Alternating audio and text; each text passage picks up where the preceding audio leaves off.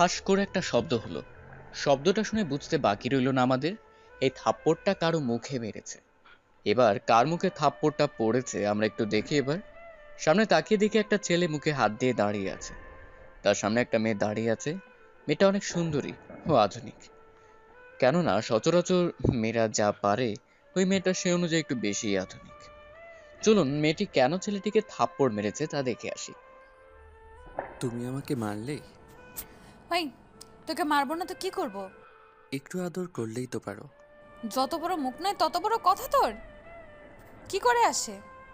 আমি তোমাকে ভালোবাসি। আয়নায় কখনো নিজের চেহারা দেখেছিস কখনো? জানি আমি একটু কালো, তাই বলে অতটা কালো নই যে যতটা কালোতে তোমার আকাশকে বিয়ে করলে অসুবিধা হবে। দেখ, তোকে আমি আবারও মানা করতেছি। আমার পেছনে ঘুরঘুর করে নিজের সময় নষ্ট তুই করিস না। তাই ভালো হবে আমার পেছনে ঘোরা বন্ধ করে দে।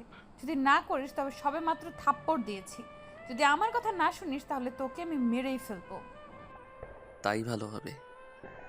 আকাশের কথায় ইরা এবার একটু অবাকই হলো। তাই আবার ইরা জিজ্ঞেস করে, তোর দেখি মরার অনেক শখ। তা এতই যখন মরার শখ, তা কোথাও গিয়ে মরে গেলেই তো পারিস। শুধু মায়ের মুখের দিকে তাকিয়ে আমি বেঁচে আছি, নয়তো অনেক আগেই মরে যেতাম। তুই মর অথবা বেঁচে থাক, তাতে আমার কিচ্ছু যায় আসে না। তুই শুধুমাত্র আমার পেছনে ঘুরঘুর করা বন্ধ করে দে। ঠিক আছে, আর তোমার পিছনে ঘুরঘুর করব না। শুধু এতটুকু বলবো, আমি একদিন না একদিন তুমি আমার জীবনে অবশ্যই আসবে। তুই শুধুমাত্র স্বপ্নই দেখতে থাক। তোর সে স্বপ্ন কখনো পূরণ হওয়ার তো দূরের কথা, কখনো সম্ভব না। তাই আমার মুড খারাপ হওয়ার আগে এখান থেকে যা তুই। আকাশ চোখের পানি মুছতে মুছতে চলে আসে ভার্সিটি থেকে। এখন চলুন আপনাদের আকাশ ও ইরার সম্পর্কে কিছু তথ্য দিই, কারণ গল্প পড়ার জন্য এই তথ্যগুলো আপনাদের জানা অনেক জরুরি। কেননা না জানলে গল্পটা পড়ে কিছু বুঝতে পারবেন না। আগে তাহলে আকাশের সম্পর্কে কিছু বলে আসি। আকাশ হচ্ছে গল্পের নায়ক। ওর পুরো নাম পারভেজ হোসেন আকাশ। আকাশের পরিবারে ওর মা ও ভাই এবং ভাবি, মোট 4 জনের ওতে বসবাস। আকাশ অন্য সব ছেলের থেকে একটু কালো। তবে সত্যিকারে আকাশের মুখ কালো হওয়ার একটা ঘটনা আছে, যা আমি আপনাদের পরে জানাবো। আকাশের পরিবারে আকাশ অনেক অবহেলার শিকার। কোনো না, আকাশের ভাবি আকাশকে একটুর জন্য সহ্য করতে পারে না। আকাশের ভাই ও মা অনেক ভালো, সেজন্য আকাশ এখনো ওর পরিবারে থাকতে পেরেছে। এখন তো আকাশের সম্পর্কে কিছু তথ্য জানতে পারলেন। এবার চলুন গল্পের নায়িকা ইরার সম্পর্কে আপনাদের জানাই। ইরা গল্পের নায়িকা। এরার আরো একটা ছদ্মনাম আছে, সে নামটা হলো নুসরাত জাহান ইরা। ইরা অনেক রাগী আর বদমেজাজি, তার সাথে একটু অহংকারী। কেননা ও অনেক সুন্দরী বলে ও নিজের রূপ নিয়ে অহংকার করে। এরা ওর বাবা মায়ের একমাত্র বড় মেয়ে। এরার ছোট একটা বোনও আছে। এখন চলুন গল্পে ফিরে যাই। স্যার, আপনি কাঁদছেন? তুমি এখানে কেন? স্যার, আমি তো কিছু কাজে এসেছি ভার্সিটিতে, কিন্তু আপনি কাঁদছেন কেন? সে অনেক কাহিনী, এখন বলতে পারবো না। ঠিক আছে স্যার। স্যার, আপনি তাহলে কবে আবার ফিরে আসবেন? যেদিন আমার আবার আগের চেহারা ফিরে পাবো, সেদিন আমি আবারও আসবো। ঠিক আছে স্যার, যদি আপনার কখনো প্রয়োজন হয় আমাদের সাথে অবশ্যই যোগাযোগ করবেন। আমিও আমার টিম আপনার সহায়তা অবশ্যই করব। আচ্ছা, আমি তাহলে বাসায় যাচ্ছি। এইদিকে আকাশ বাসায় চলে আসে। বাসায় এসে নিজের রুমে চলে আসে। রুমে এসে ওর মাকে ডাকে। মা, মা, কোথায় তুমি? এই তো আমি।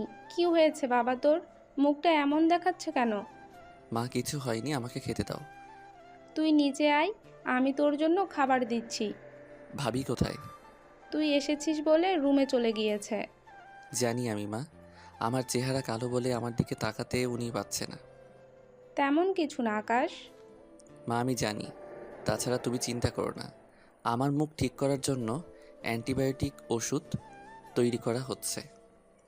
ওই ওষুধ তৈরি হয়ে গেলে আমার এই কলঙ্ক উঠে যাবে। তখন আমি আবার স্বাভাবিক জীবনে ফিরে আসতে পারবো। আচ্ছা যা, গিয়ে তুই একটা কাজ কর, খেতে আয়, আমি বরং তোর খাবার দিচ্ছি। এইদিকে আকাশ নিচে নামে ফ্রেশ হয়ে নিচে নেমে খাবার খেতে বসে। তখন আকাশ ওর ভাইয়ের কথা জিজ্ঞেস করে। মা, ভাইয়া কোথায়? ও তো অফিসে গিয়েছে। তা ভাইয়ার জন্য খাবার পাঠিয়েছো? তোর ভাবি এসে খাবার টিফিনে ভরবে, তারপর তোর ভাবি গিয়ে দিয়ে আসবে। তুমি ভাবিকে বলে দিও, এইভাবে ভাবির বাইরে যাওয়াটা ঠিক না। তাছাড়া আমি দিয়ে আসবো খাবার। দরকার নেই কারো খবর দেওয়ার। তাছাড়া তুমি কি ভাবছো আমার স্বামীর চাকরি খাওয়ার এত ইচ্ছে কেন তোমার? ভাবি, কি বলছো কি তুমি? আমি ঠিকই বলেছি। তোমার এই চেহারা যদি অফিসের কেউ দেখে তাহলে তোমার ভাইকে অনেক বিশ্রী বিশ্রী কথা শোনাবে। হয়তো দেখা যাবে তোমার জন্য তোমার ভাইয়ের চাকরিটাও চলে যেতে পারে। তাই আমি গিয়ে দিয়ে আসবো। এইদিকে আকাশের চোখের পানি ঝরতে থাকে, কেননা এই গল্পে এত রহস্য আছে যে আপনারা বুঝতেও পারবেন না কোন দিক দিয়ে গিয়ে কোন দিক দিয়ে শেষ হবে। সেজন্য আপনাদের পুরো গল্প অবশ্যই পড়তে হবে, কেননা আপনারা যদি একটা পর্ব মিস করে ফেলেন তাহলে গল্পের অনেক কিছু আপনারা বুঝতে পারবেন না।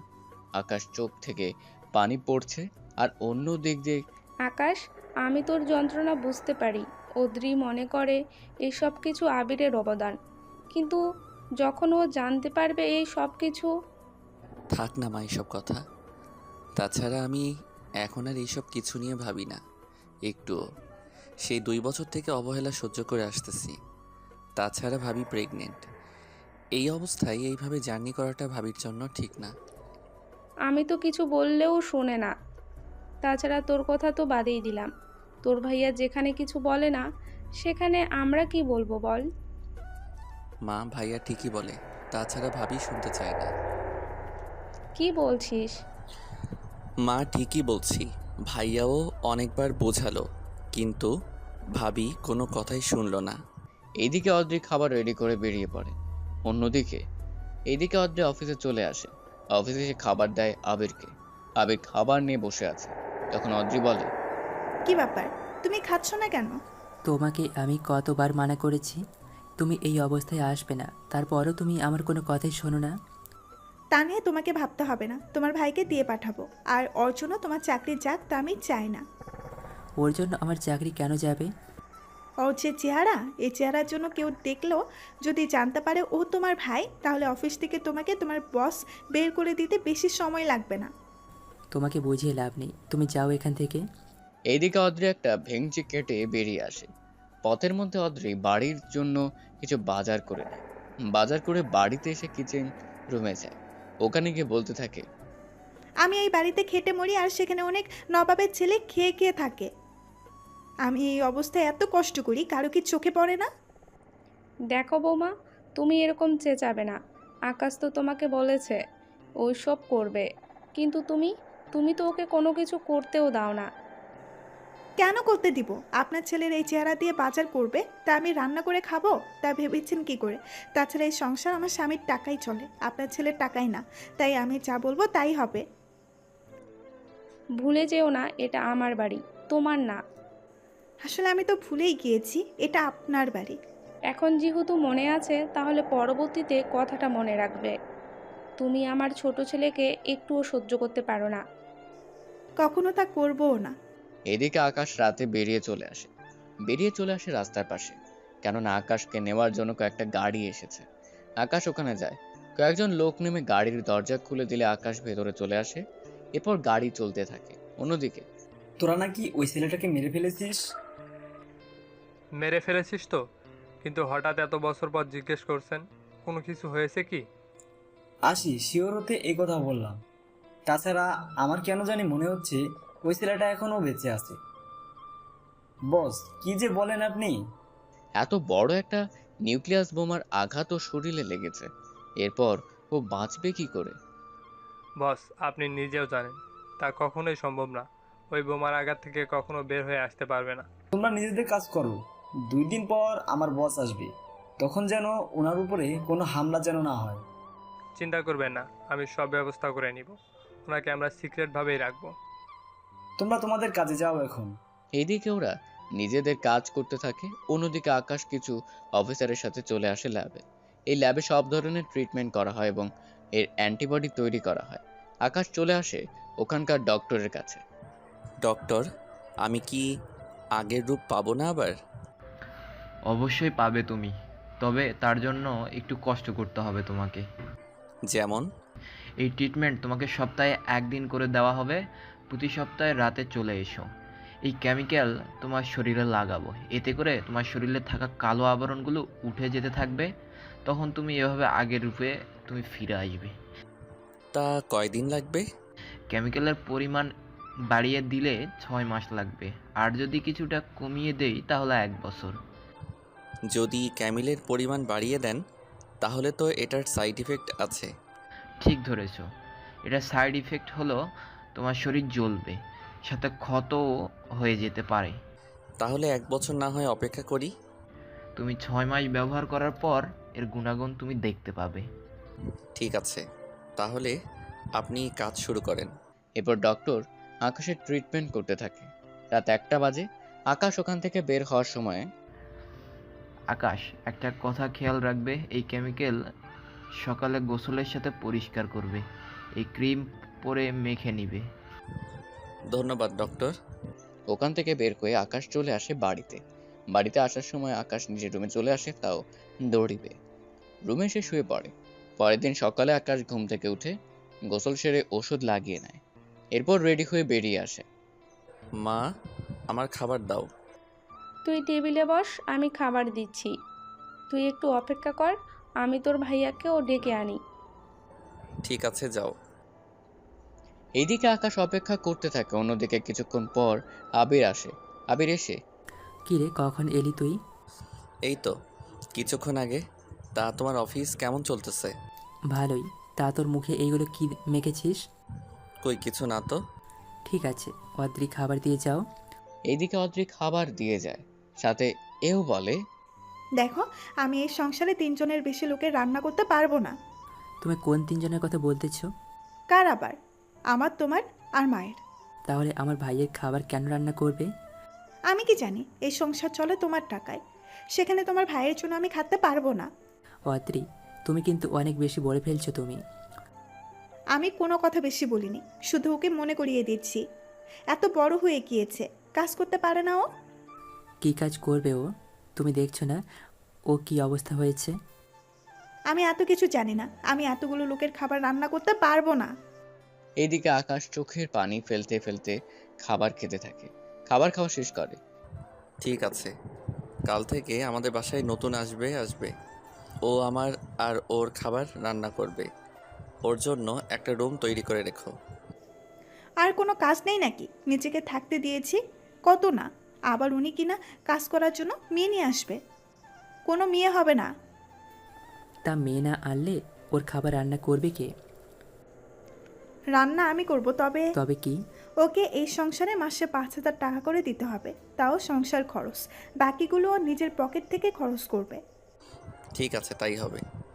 কোনো কিছু হবে না। তুমি যদি সবার জন্য রান্না করতে পারো তাহলেই এই বাড়িতে থাকবে, যদি না পারো তাহলে তুমি এই বাড়ি থেকে চলে যাও। কি? তুমি আমাকে এই বাড়ি থেকে চলে যেতে বলতেছো? হ্যাঁ বলতেছি, এটাই শেষ কথা। তাহলে ভালো লাগলে থাকবে, নয়তো চলে যাবে। আকাশ, তুই মন খারাপ করিস না। ভাইয়া, আমি তাহলে এখন ভার্সিটিতে যাই। আমি তোকে নামিয়ে দিই, চল। এইদিকে ওরা বেরিয়ে পড়ে। অন্যদিকে অদ্রি রাগে নিজের রুমে চলে আসে। এই ছেলেকে নিজেকে কিভাবে, আমি তো ওকে এই বাড়ি থেকে বের করেই ছাড়বো, দরকার হলে যতটা নিচেই না নামতে হয় আমাকে। অন্যদিকে আকাশকে ভার্সিটির সামনে নামিয়ে দিয়ে আবির চলে যায় অফিসের দিকে। আকাশ ভার্সিটিতে গিয়ে চলে আসে নিজের রুমে। ওখানে ইরাও ওই রুমে ছিল। আকাশ যাওয়ার পর ইরা তো আকাশকে নিয়ে হাসি ঠাট্টা করছে। দেখ, ওই বিশ্রী ছেলেটা এসেছে। কেন যে স্যার ওকে এখানে পড়ার অনুমতি দিয়েছে বুঝতে পারি না। কিছুক্ষণ পর স্যার এসে ওনার লেকচার শুরু করলো। স্যার লেকচার নিয়ে দিবিয়ে যায়।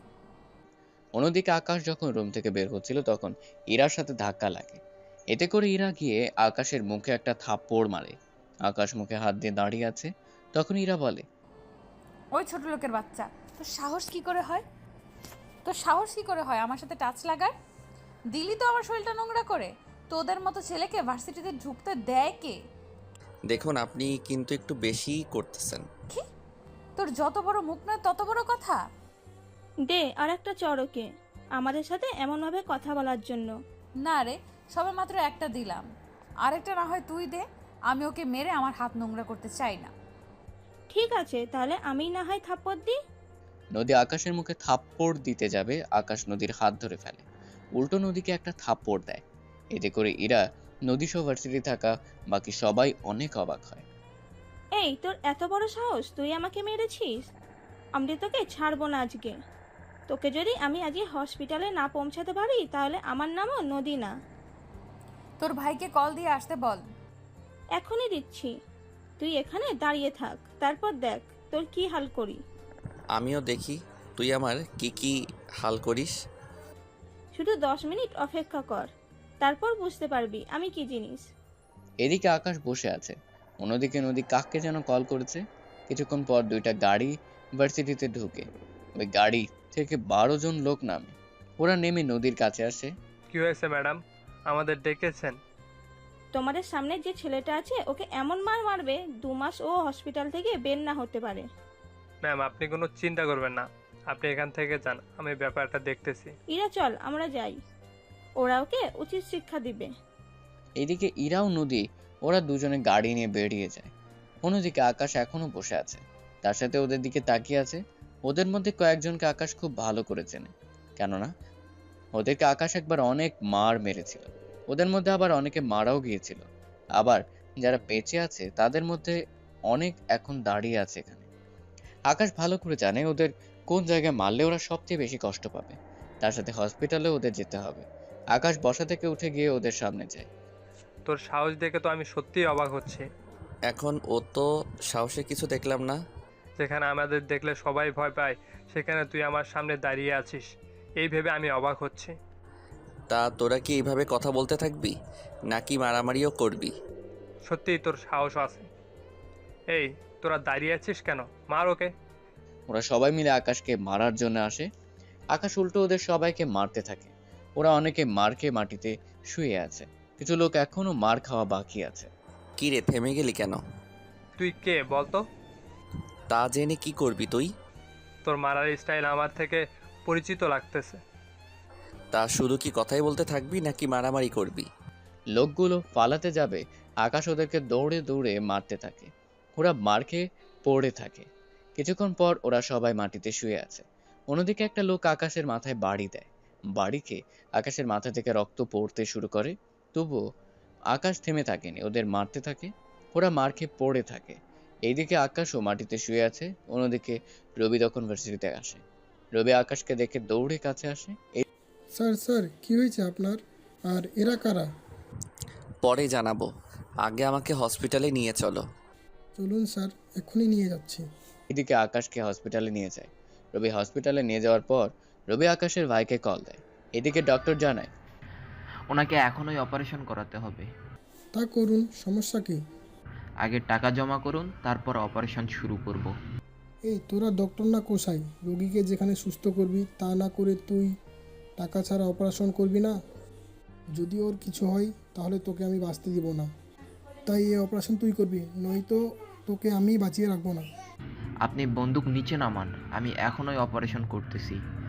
মনে রাখবেন, ওনার যদি কিছু হয় তাহলে তো আপনি মারা যাবেন, তার সাথে আপনার পরিবারও। এদিকে ডক্টর একদিক দিয়ে আকাশের অপারেশন করছে, অন্যদিক দিয়ে একজন নার্স পুলিশকে কল দেয়।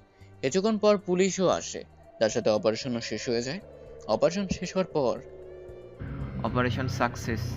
রবি ডক্টরের সাথে কথা বলছে। অন্যদিকে আবির হসপিটালে চলে আসে। আবিরের পিছনে পিছনে পুলিশও ওখানে চলে আসে। পুলিশ এসেই রবির হাতে হাত কড়া পরিয়ে দেয়। এতে রবি তো অবাক হয়, সাথে আবিরও। কি ব্যাপার রবি স্যার, আপনি ওকে অ্যারেস্ট কেন করেছেন? ওনার কাছে বন্দুক আছে, তাছাড়া ইনি ডক্টরকে মারার হুমকিও দিয়েছে। কিন্তু কেন দিয়েছে তা তো জিজ্ঞেস করবেন। দেখুন, ওনার কাছে বন্দুক আছে, তাই আমরা ওনাকে অ্যারেস্ট করব। কিন্তু উনি কে? ওনাকে তো চিনলাম না। আমি আপনার ভাইকে হসপিটালে নিয়ে আসছি, কিন্তু ডক্টর টাকা না পেলে চিকিৎসা করবে না, তাই আমি বাধ্য হয়ে ওনাকে হুমকি দিয়েছি। ডক্টর দেখুন, আপনাদের কাজ হচ্ছে মানুষকে বাঁচানো, টাকার জন্য কাউকে মৃত্যুর মুখে ফেলে দিতে আপনারা পারেন না, তাই আগে চিকিৎসা করবেন, তারপর বাকিটা দেখা যাবে। কিন্তু মিস্টার রবি, আমাদের কিছু করার নেই, আপনার কাছে বন্দুক পাওয়া গিয়েছে, তাই আপনাকে আমরা নিয়ে যাচ্ছি। আমার ভাইয়ের জন্য আপনার এত বড় ক্ষতি হয়ে গেল।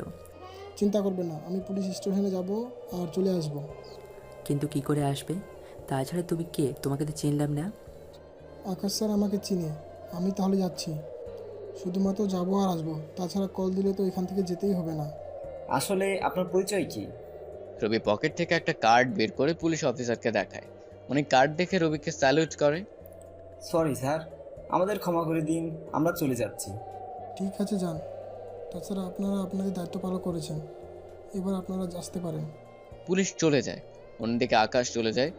অন্যদিকে ওরা অপেক্ষা করতে থাকে। রাতের বেলায় আকাশের জ্ঞান ফেরে।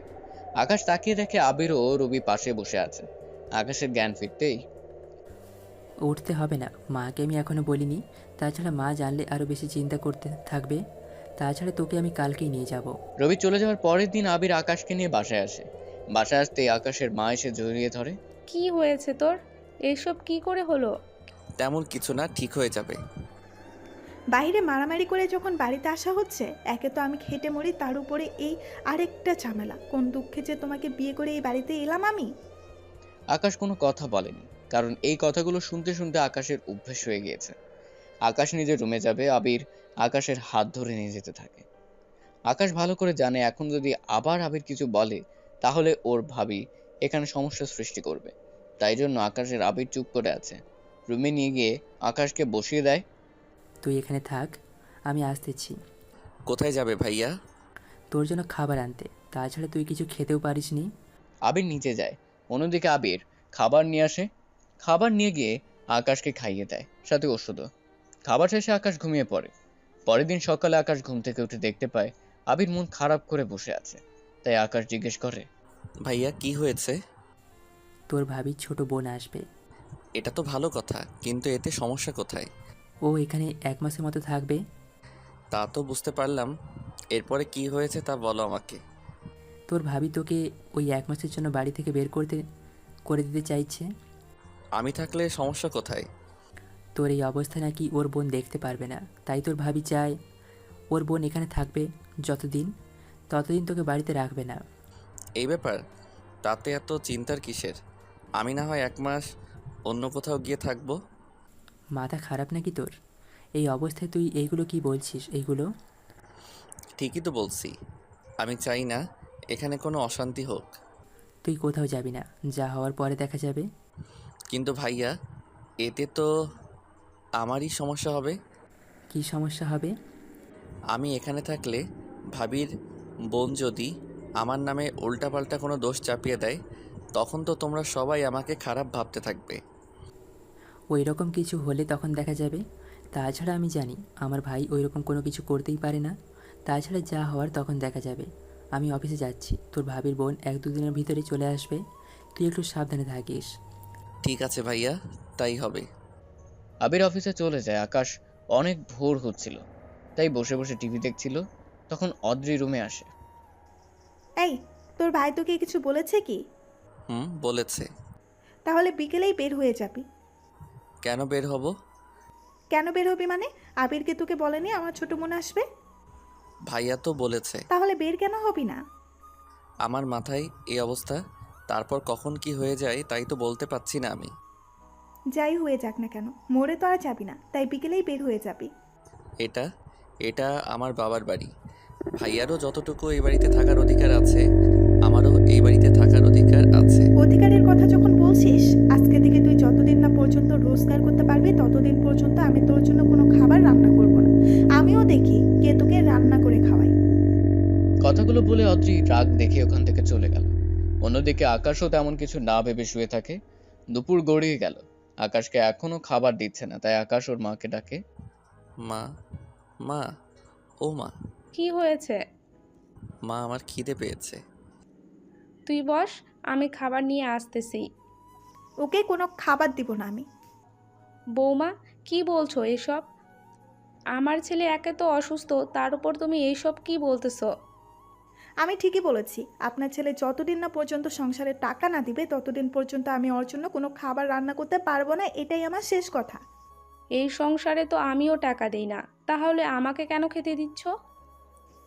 এটা আপনার বাড়ি, তাই সেই হিসাবে আপনাকে খেতে দিচ্ছি, নয়তো কত আগে আমি বের করে দিতাম। দেখুন, আমি পারবো না, আমার স্বামী রাত দিন খেটে মরে, আর সেখানে আপনার এই ছেলেকে আমি খাওয়াতে পারবো না। তাই আপনি আপনার ছেলেকে বলে দিবেন, যদি সংসারে টাকা না দিতে পারে আমি ওর জন্য খাবার রান্না করতে পারবো না। অদ্রি চলে যায়। অদ্রি যাওয়ার পর আকাশের মাও চলে আসে। এরপর আকাশ কল দেয় রবিকে। রবি কল ধরে আকাশ রবিকে বলতে থাকে। রবির সাথে কথা বলা 30 মিনিট পর রবি আকাশের বাড়ির দরজার সামনে এসে দরজায় টোকা দেয়। অদ্রি এসে দরজা খুলে দিয়ে যায়। কাকে চাই? আকাশ, স্যারের কাছে যাব। তা ওনার রুম কোনটা? ওই ভিখারির বাচ্চা আবার স্যার হলো কবে থেকে? এখানে খাবার আছে, তাই এবার আমাকে সাইড দিলে আমি রুমে যেতে পারতাম। যা তাড়াতাড়ি, বেশি সময় যেন না লাগে। কি যে বলেন না, আমাকে যদি আগে সব কিছু বলে দিত তাহলে এতক্ষণে আপনার অবস্থা আমি খারাপ করে দিতাম। ও তাই বলেন? কি আমাকে কথাটা বলেছিস তুই? আপনাকে কেন বলতে যাব? আচ্ছা স্যার, খাওয়ার সময় হয়ে যাচ্ছে, ওনাকে খাওয়াতে হবে আমার। যা তাড়াতাড়ি। রবি খাবার নিয়ে আসে। আকাম খাবার খাচ্ছে। আকাশ রবিকে সবকিছু বলতে থাকে, সাথে খাবারও শেষ করে। সবটা জেনে রবি বলে, স্যার একটা কথা বলার ছিল। কি কথা? 1 মাস পর একটা মিশন আছে, যদি উনি ওই মিশনে আমাদের সাথে যেতেন। তুই তো জানো আমি নিজেকে যতদিন না পর্যন্ত ঠিক করে নিতে পারবো ততদিন আমি কোনো মিশন তো দূরের কথা ক্যাম্পেও আসবো না। কিন্তু স্যার আপনাকে আসতেই হবে, এই মিশনে আপনাকে ছাড়া হবে না। তোমার বড় স্যারকে বলো আমার সাথে যেন যোগাযোগ করে নি। ঠিক আছে স্যার, আমি বড় স্যারকে বলবো। ঠিক আছে। পরের দিন সকালে বড় স্যার আকাশকে কল দেয়। আকাশ ওনার সাথে কথা বলার জন্য বারান্দায় যায়। জি স্যার বলেন। কেমন আছো আকাশ? আপনি তো ভালো করে জানেন আমি কেমন আছি। তা তো জানি। তা তোমার উপর অ্যাটাক করেছে কে? ওরা তেমন মাফিয়া গ্রুপের না, ওরা ভার্সিটির ছাত্র। ওরা তোমার উপরে অ্যাটাক কেন করেছে? সে অনেক কাহিনী। এখন তুমি আসছো তো? কিন্তু স্যার একবার এই একই মিশনে গিয়ে আমি নিজের শরীরের রং হারিয়েছি। এভার তেমন কোনো কিছু হবে না। এবার এর চেয়েও শক্তিশালী পোশাক আমরা বানিয়েছি, যা 1000 ডিগ্রি চাপ সহ্য করতে পারবে। এই অবস্থায় তোমার কোনো ক্ষতি হবে না। কবে আসতে হবে আমাকে? তোমার তো মাথায় আঘাত, তুমি 10 দিন পর আসো। এরপর তুমি একটু ট্রেনিং করবে। এতদিন না থাকায় তোমার ট্রেনিং চালু নেই, তাই এখন তুমি ট্রেনিং করতে পারবে। ঠিক আছে স্যার, তাই হবে। আমি তাহলে চলে আসব। তুমি তাহলে চলে আসো। তোমাকে তবে এই দেশে না, আমেরিকায় গিয়ে মিশন করতে হবে। অন্য দেশে গিয়ে মিশন কি করে? চিন্তা করো না, এই দেশের লোকেরাই তোমাদের নিবে। তার বিনিময়ে তোমরা যদি মিশন শেষ করতে পারো তাহলে ওরা তোমাকে আমাদের দেশে 1 কোটি টাকা দিবে। যদি তোমাদের আহত বা অন্য কিছু হও তবুও পাবে। তা ওই দেশের আর্মি কি আমাদের সাথে থাকবে? হ্যাঁ, তোমরা এখান থেকে যাবে 10 জন। তাছাড়া এদেশে ওদের আর্মি যাবে 50 জন। তুমি এই দেশে যাওয়ার পর ওরাই বাকিটা দেখবে। ঠিক আছে, আপনি তাহলে কাগজপত্র তৈরি করতে থাকেন। স্যারের সাথে কথা বলে আকাশ ঘুমিয়ে পড়ে। পরের দিন সকালে আকাশ ঘুম থেকে উঠে তৈরি হয়ে বেরিয়ে পড়ে। রাস্তা দিয়ে হাঁটছিল, তখন ইরা গাড়ি দিয়ে আকাশকে ধাক্কা দিতে গেলে আকাশ সামনে থাকা বাইকে দেখতে পায়, তাই সাথে সাথে ওখান থেকে সরে যায়। আকাশ সরে যাওয়ার পর ইরা গাড়ি না থামিয়ে চলে যায়। আকাশ ভার্সিটিতে এসে ইরা ও নদীর কাছে আসে। তোমরা দুজন চাওটা কি? কি চাই তুই কি বুঝিস না? ওই দিনের ঘটনার পর তুই ভুলে গেলি কি করে? ভুলিনি আমি। তা আমাকে এটা বলো এখন, আমাকে মেরে তোমাদের লাভটা হবে কি? অনেক লাভ হবে। কি লাভ একটু শুনি। লাভটা হচ্ছে তোর এই মুখ আমাদের আর দেখতে হবে না। সেজন্য আমাকে জানে মেরে ফেলতে চাও? হ্যাঁ চাই আমি। নদী চল এখান থেকে। ওরা দুজন চলে যাওয়ার পর আকাশ ক্লাস করতে যায়। ক্লাস শেষ করে আকাশ ক্যান্টিনে গিয়ে বসে। ওখানে বসার পর, স্যার আপনি যাচ্ছেন? হ্যাঁ, তুমিও তো যাবে। হ্যাঁ স্যার, এই নিন আপনার কাগজপত্র। এইগুলো দাও তাহলে, আমি এখন তাহলে বাসায় যাচ্ছি। ঠিক আছে। আকাশ বাসায় এসেও রুমে চলে আসে। আসার আগে, মা এই নাও 5000 টাকা, এটা ভাবিকে দিয়ে দিও। আর একটা কথা, আমাকে খেতে দাও। আকাশের কথা শুনে ওর মা কান্না করতে থাকেন। এই আমি কি দেখতেছি, তুই নিজের বাড়িতে ভাত কিনে তোকে খেতে হচ্ছে? এর চেয়ে বড় কষ্ট আমার জীবনে আর কি আছে?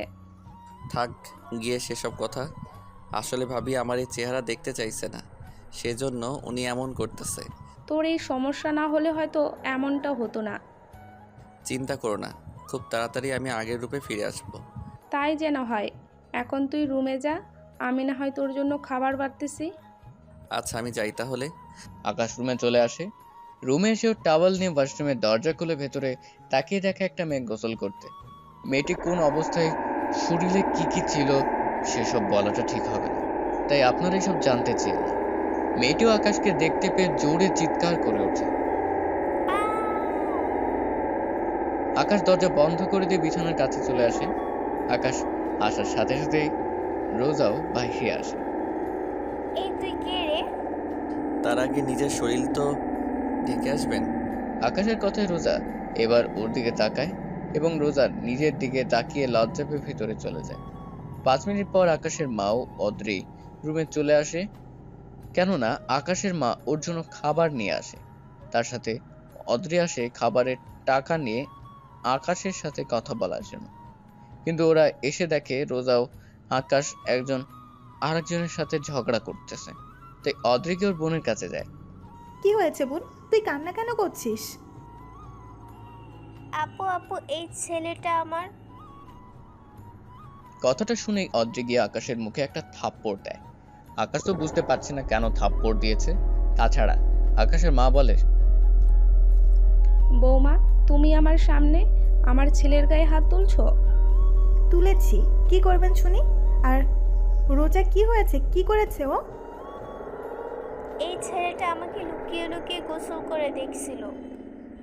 কি, তোর এত বড় সাহস, তুই আমার বোনের গোসল দেখেছিলি? কথাটা বলে আকাশকে মারতে শুরু করে। আকাশ কয়েকটা মার খাওয়ার পর অদ্রির হাত ধরে ফেলে। এতে অদ্রি বলে, তুই কোন সাহসে আমার হাত ধরেছিলি? তুই মনে হয় ভুলে যাও, এটা গ্রামের ওয়াশরুম না যে উকি দিয়ে দেখা যাবে। এটা শহর। বাথরুমের দরজা বন্ধ থাকলে উকি মারার তো দূরের কথা, পানি ঢোকাও সম্ভব না। তাছাড়া আমি মানছি আমার কিছু ভুল আছে, তার চেয়ে বেশি ভুল হয়েছে তোমার বোনের। কি করেছে আমার বোন শুনি?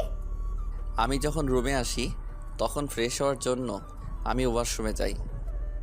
এই একদম চুপ, কোনো কথা তুই বলবি না। ওয়াশরুমের দরজা খোলা আছে তো কি হয়েছে? তুই দরজা নক করে ঢুকতে পারিসনি? এটা আমার পার্সোনাল ওয়াশরুম। এখানে আমি ছাড়া অন্য কেউ গোসল করার তো দূরের কথা, এখানে আসার সাহস পর্যন্ত পায় না কেউ। সেখানে কিনা আপনি আমার। বোন, তোর কোনো ক্ষতি করেনি তো? না আপু, কিন্তু এই ছেলেটি কে? ও তোর ভাইয়ের ছোট ভাই। কি, দেখতে এত কুষ্টি তো? শুধু তোর ভাইয়ের জন্য আমি ওকে বের করতে পারছি না, নয়তো অনেক আগেই বের করে দিতাম। আপু চলো তো, এই রুমে আমি আর থাকবো না।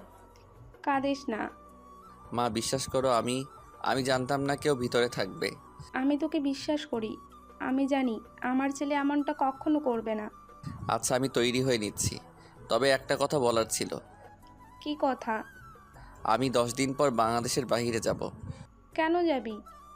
তুমি তো জানো আমি আগে। ওই তুই আগে কি, আর 10 দিন পর কোথায় যাবি? তোর ভাইয়া আসুক, আজকে আমি বুঝাবো ওকে। বাসায় টাকা না দিয়ে ছোট ভাইকে বিদেশে পাঠাচ্ছে। আজকে যদি আমি এর বিচার না করেছি তাহলে আমার নামও অদ্রি না। অদ্রির রাগে কথাগুলো বলে চলে যায়। অন্যদিকে আকাশ নিজের মতো করে প্রস্তুতি নিতে থাকে, সব রকমের ব্যবস্থা করতে থাকে। অন্যদিকে আবির বিকালের পর বাসায় আসে। আকাশ তখন ড্রয়িং রুমে টিভি দেখছিল। ওই সময় আবিরও আসে। আবির আকাশকে বলে, আকাশ, ভাইয়া কিছু বলবে? তুই তো কখনো ড্রয়িং রুমে আসিস না, যদিও আসিস তাও খেয়ে চলে যাস, নিজের রুমে গিয়ে টিভি দেখিস। কিন্তু আজকে না ভাইয়া, এমনিতে এখানে। আমি রুমে ফ্রেশ হয়ে আসি। আচ্ছা ভাইয়া। আবির রুমের দিকে যেতে থাকে। তখন অদ্রি আবিরের কণ্ঠের আওয়াজ শুনে নিচে নেমে আস্তে আস্তে বলে, ওই তুই নিচে থাকো, একদম উপরে আসবে না। কেন, তোমার হঠাৎ কি হলো? নিচে থাকো, আমি এসে বলতেছি। অদ্রি নিচে নামে। এইদিকে রোজাও নিচে আসে। ওরা দুই বোন নিচে দাঁড়িয়ে আছে। কি হয়েছে তোমাদের, এইভাবে দাঁড়িয়ে আছো কেন? আপু তুই বল, আমার লজ্জা করতেছে। অদ্রি কি বলবে, তাড়াতাড়ি বলো, আমাকে ফ্রেশ হতে হবে। তার আগে এটা বলো, তুমি ওকে বিদেশে পাঠানোর জন্য এতগুলো টাকা কোথায় পেলে? কে বিদেশ যাচ্ছে আমি তো কিছু বুঝতে পারছি না। একদম ন্যাকা কান্না করবে না। আমি নিজের কানে শুনেছি তোমার ভাই 10 দিন পর বিদেশে যাবে। আকাশ, কথাগুলো কি সত্যি? হ্যাঁ ভাইয়া, আমি ওই কাজে যাব, তাও 5 দিনের জন্য। বুঝতে পেরেছি। তা অদ্রি, তুমি কি এটা বলার জন্য ডেকেছো? আরেকটা কথা বলার ছিল। কি কথা, তাড়াতাড়ি বলতে পারো না? তোমার ভাই লুকিয়ে লুকিয়ে আমার বোনের গোসল করা দেখেছিল। আকাশ, আমি তোর ভাবির কথা বিশ্বাস করতে পারছি না, তুই বল কি হয়েছে। ও কি বলবে, যা বলার আমি বলতেছি। তুমি চুপ করো। আকাশ, তুই বল কি হয়েছে। ভাইয়া, আমি ভার্সিটিতে থেকে নিজের রুমে আসি। তাছাড়া তুমি তো জানো এটা আমার পার্সোনাল রুম, তাই ওয়াশরুমে তো আমি ছাড়া আর কেউ যায় না। আমি রুমে এসে আমার আলমারি থেকে টাওয়েল বের করি। এরপর আমি ওয়াশরুমে যাই। তাছাড়া দরজা খোলা ছিল। আমি দরজা খুলে দেখি উনি ভিতরে গোসল করছিল। উনি আমাকে দেখে আর চিৎকার করে ওঠে। এরপর ভাবি তোর কিছু না বুঝেই আমাকে থাপ্পড় দেয়। এরপর কিছুক্ষণ কথা কাটাকাটি হয় ওনার সাথে। তারপর ওনার বোন ভাবিকে আরও কিছু উল্টাপাল্টা বুঝিয়েছে, সেজন্য উনি আমাকে আবারও মেরেছে। আকাশের কথা শুনে আবির একটা চড় বসিয়ে দেয়। আপনারা কি ভেবেছেন চড় আকাশকে দিয়েছে? আরে না, চড়টা মেরেছে অদ্রিকে। অদ্রি তো চড় খেয়ে মুখে হাত দিয়ে আছে। তোমার এত বড় সাহস, তুমি আমাকে মারলে? হ্যাঁ, মারলাম। দেখুন দুলাভাই, আপনার ভাই কি জানে না ওয়াশরুমে ঢুকতে গেলে দরজায় নক করে ঢুকতে হয়? তুমি তো অনেক বড় হয়েছো, বুঝতেও শিখেছো। তা তুমি কি জানো না গোসল করার সময় দরজা বন্ধ করে রাখতে হয়? আমি তো জানতাম না এমন কিছু হবে। তাহলে অদ্রি, তুমি শুধু শুধু আমার ভাইকে মেরেছো। এর জন্য আকাশের কাছে ক্ষমা চাও। কি, তুমি আমাকে ক্ষমা চাইতে বলছো? হ্যাঁ বলছি। আর রোজা, এরপর থেকে যদি আমার ভাইয়ের নামে উল্টোপাল্টা কোনো কথা বলো তাহলে কিন্তু তোমাদের জন্য একদম ভালো হবে না। কথাটা মনে রাখবে। এখন ক্ষমা চাও। থাক ভাইয়া, লাগবে না, আমি রুমে যাচ্ছি। এদিকে আকাশ ক্যাম্পে গিয়ে ট্রেনিং করতে থাকে। কিছুদিন ট্রেনিং করে 10 দিন পর, ভাইয়া আমি যাচ্ছি। কোথায় যাচ্ছিস? ভাইয়া আমি আমেরিকায় যাচ্ছি, সেখানে 3 দিন থাকবো। তবে এখানে আসতে আসতে আমার 5 দিনের মতো লাগবে। সাবধানে থাকবি, নিজের খেয়াল রাখবি। তবে একটা কথা। কি কথা? আমি যদি ফিরে না আসি তাহলে মায়ের খেয়াল রেখো। এদিকে অদ্রি ও রোজা তাকিয়ে আছে, সাথে বলা বলি করতেছে। আপুরটা বিদায় হয়েছে, অনেক ভালো হয়েছে। রোজা, তুই এভাবে শান্তিতে থাকতে পারবি? হ্যাঁ, তোমার যে দেবর, আল্লাহ জানে ওরা তোমার দেবরকে দেখে ভয় পায় না। তাহলে তো ভালোই হবে। ওকে ওখান থেকে তাড়াতাড়ি করে বের করতে হবে। আকাশ বের হচ্ছে, কিন্তু ওরা হাসছে, তাই আকাশ ওদের কোনো কথা বলে না। আবির কোনো কথা বলে না। এইদিকে আকাশ বের হয়ে এয়ারপোর্টে আসে। ওখানে সবাই একত্রিত হয়। এরপর ওরা প্লেনে গিয়ে বসে। দীর্ঘ 7 ঘন্টার পর আকাশও ও টিম আমেরিকা এসে পৌঁছায়। ওখানে ওদেরকে নেওয়ার জন্য একদল স্পেশাল টিম আসে। ওরা এসে, আপনাদের মধ্যে আকাশকে? জি আমি আকাশ। কেন? স্যার আমি রাশেদ, এখানকার স্পেশাল টিমের প্রধান। আর আমাকে বলা হয়েছে আপনাকে যেন ফলো করি এবং আপনার কথা মতো যেন সব কিছু করি। কিন্তু স্যার, একটা কথা বলবো কি? কি কথা বলো? স্যার, আপনার এই অবস্থা কি ওই ঠিকই ধরেছ। কথাটা বলা মাত্রই রাশেদ গিয়ে আকাশের পা ছুঁয়ে সালাম দেয়। ধন্য আমি স্যার, আপনাকে আমার কাছে পেয়ে সত্যি আজকে আমি নিজেকে ধন্য মনে করি। এখন তাহলে যাওয়া যাক। Sure sir. ওরা যেতে থাকে। পথে আকাশ ওদের সাথে কথা বলতে থাকে। পথে কথা বলতে আকাশ মিশন সম্পর্কে অনেক তথ্য পায়। সে তথ্যগুলো আকাশ আয়ত্ত করতে থাকে। সবটা শেষ, গাড়িগুলো থেমে যায়। আমরা কি চলে এসেছি? না তো, এখানে গাড়ি থামলো। তাই ওরা সামনে তাকিয়ে দেখে রাস্তায় ফিন পড়ে আছে। তাই ওরা গাড়ি সাইড করতে থাকে। কি হয়েছে? স্যার, আপনি গাড়িতে থাকুন, আমি নেমে দেখতেছি ব্যাপারটা আসলে কি। দেখুন তাহলে কি সমস্যা। যদি বেশি সমস্যা হয় আমাকে অবশ্যই বলবেন। কোনো সমস্যা হবে না, আপনি অপেক্ষা করুন। এদিকে ওরা গাড়ি থেকে নামে। গাড়ি থেকে নেমে ওরা চারদিকে দেখতে থাকে। তখনই গুলি চলার আওয়াজ শুনতে পায়। এতে করে সব অফিসার গাড়ির পিছনে চলে আসে। দেখতে থাকো, কেউ গুলি করতেছে কি। অন্যান্য লোকেরা দেখতে থাকে। অনেক কিছুর পর ওরা দেখতে থাকে। অনেক খোঁজাখুঁজির পর ওরা 5 জন লোককে দেখতে পায়। তা ওরা বিভিন্ন টাওয়ারে। সেজন্য ওরা তাড়াতাড়ি করে গাড়ি ব্রেকে না নিয়ে গাড়ির সামনে একটা চুম্বকের পাত সামনে রেখে দেয়। এতে করে সামনে থাকা সব ধরনের ফিন ওই চুম্বকে এসে আটকে যায়। কিছু অফিসার থেকে যায়, আবার কিছু অফিসার গাড়ি নিয়ে ওই জায়গায় ত্যাগ করে। কিছুক্ষণ পর ওখানে কি হয়েছে ঠিক বুঝতে পারলাম না। কারা আমাদের উপর হামলা করেছিল? স্যার, আসলে কি বলবো বুঝতে পারছি না। কেউ হয়তো আপনাদের এখানে আসার খবর লিক করে দিয়েছে। তা তোমাদের এজেন্সির মধ্যে এই কাজটা কে করতে পারে? আমি তাই ভাবছি কি করা যায়। একটা কাজ করো, অফিসের সব জায়গায় তো সিসিটিভি আছে তাই না? তা তো আছে, কিন্তু কেন? তাহলে চিন্তা করো না, আমি কয়েক মিনিটে এর পিছনে আছি, তাকে খুঁজে বের করবই। কিভাবে? তাছাড়া আমরা তো এখন গেস্ট হাউসে যাব। ওখানে আপনাদের সর্বোচ্চ নিরাপত্তা দেওয়া হবে। যেখানে আমরা এসেছি দেশের শত্রু বিনাশ করতে, এখন সেখানে যদি আমাদেরকেই এমন সিকিউরিটি দিয়ে রাখা হয় তাহলে কি হবে একটু ভেবে দেখেছেন কি? এমন করে বলবেন না। তাছাড়া আপনারা তো ওখানে ফর্মাল পোশাকে থাকবেন না, থাকবেন সিভিল ড্রেসে। তার উপর আবার কোথাও পিস্তল খুঁজবেন, তাই এই সব কিছু। এখন কোনো কথা না বলে গাড়ি আগে অফিসের দিকে নিন। কেন স্যার? নিতে বলছি নিন, এত প্রশ্ন কেন করেন আপনি? ঠিক আছে, গাড়ি তাহলে ওই দিকে নিচ্ছি। কিছুক্ষণ পর ওনারা অফিসে আসে।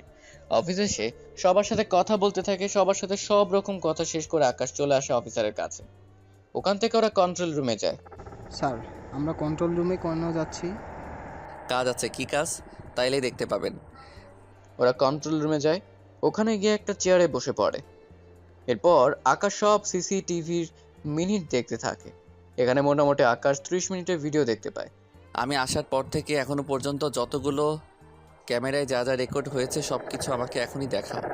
কিন্তু স্যার, এই গুলি দেখে কি করবেন? তাছাড়া আমাদের তো গেস্ট হাউসে যেতে হবে। তাহলে এই পেন ড্রাইভে আমি আসার পর থেকে যা যা রেকর্ড হয়েছে সব কিছু আমাকে দিতে থাকো, কোনোটা যেন মিস না হয়। ঠিক আছে, আমি ওকে বলতেছি। এই স্যার যা যা চাইছে ওনাকে সবকিছু দিতে থাকো। 10 মিনিটের মধ্যে সবকিছু দেওয়া শেষ হয়ে গিয়েছে। এবার আকাশ উঠে চলে আসে গেস্ট হাউসে। ওখানে এসে ওরা বিশ্রাম করে। তবে আকাশ বিশ্রাম করার বদলে ল্যাপটপে ভিডিও দেখতে থাকে। ওখানে 5 জনের উপরে আকাশের সন্দেহ হয়। তবে 5 জনের উপর তদারকি করে ওখান থেকে 2 জনকে আকাশ খুঁজে বের করে। রাতে ওরা বিশ্রাম করে। পরের দিন সকালে আকাশ রেডি হয়ে চলে আসে ওদের অফিসে। ওখানে এসে ওখানকার বড় স্যারের সাথে দেখা করে। কেমন আছো তোমরা? জি ভালো। আপনার সাথে আমার কিছু কথা আছে। কি কথা? কথাটা হচ্ছে এই লোকটা কে?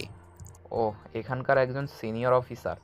তাহলে তো আমাদের মিশন থেকে শুরু করে আমরা কি করব, কোন অস্ত্র ব্যবহার করব, এই সব কিছু উনি জানে, তাই তো? সে তো জানাবেই, কিন্তু তুমি হঠাৎ করে ওর পিছনে পড়েছো কেন? তার কারণ আছে।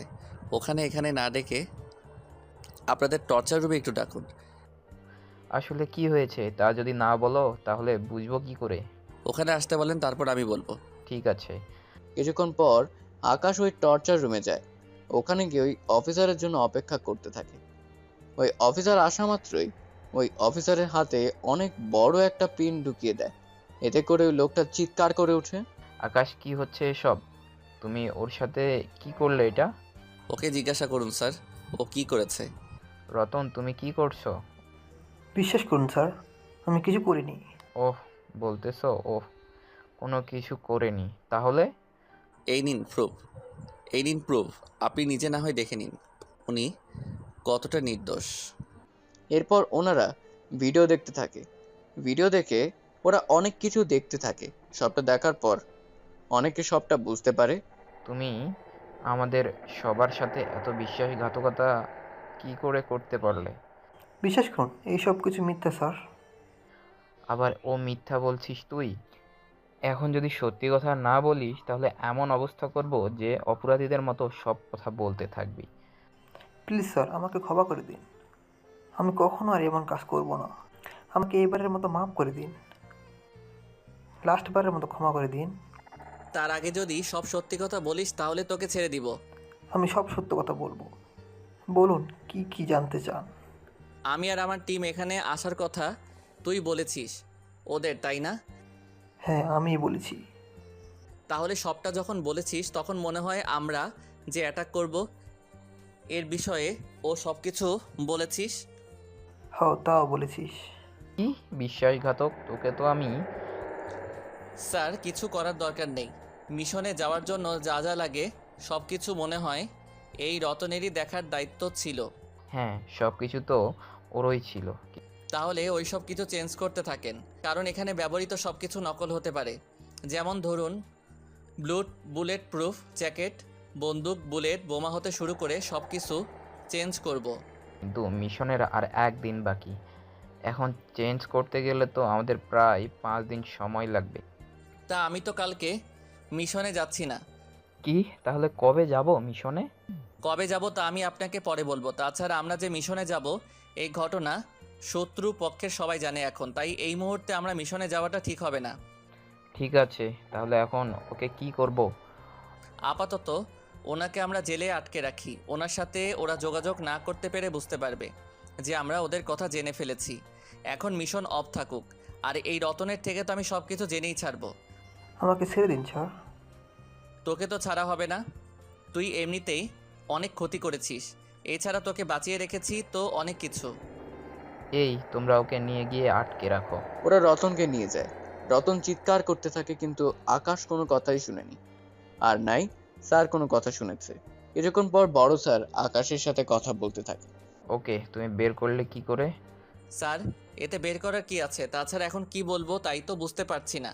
কারণ আমাদের উপর যখন অ্যাটাক হয় তখন আমার সন্দেহ হয়েছিল এর পিছনেই এই খানকারই কোনো না কোনো লোকের হাত অবশ্যই থাকবে। তাই আমি প্রথমে অফিসে আসি। আমাদের জীবিত দেখে অনেকে শকড হয়েছে। আমি প্রথমে এইগুলো খেয়াল করি। তারপর আমি ভাবলাম অনেকেই হয়তো আমার মুখ দেখে এমনটা করেছে। এরপর আমি ভিডিও নিয়ে গিয়ে সারা রাত দেখতে থাকি। এরপর আমি কয়েকজনকে সন্দেহ করি। তারপর গিয়ে আমি এখান থেকে এই লোকটাকে সিলেক্ট করি। তার সাথে আমার সন্দেহ ঠিক হয়েছে। সত্যি আমি তোমার বুদ্ধি দেখে আমি সত্যি অনেক অবাক হয়েছি। তোমাকে এনে আমি কোনো ভুল করিনি। তাহলে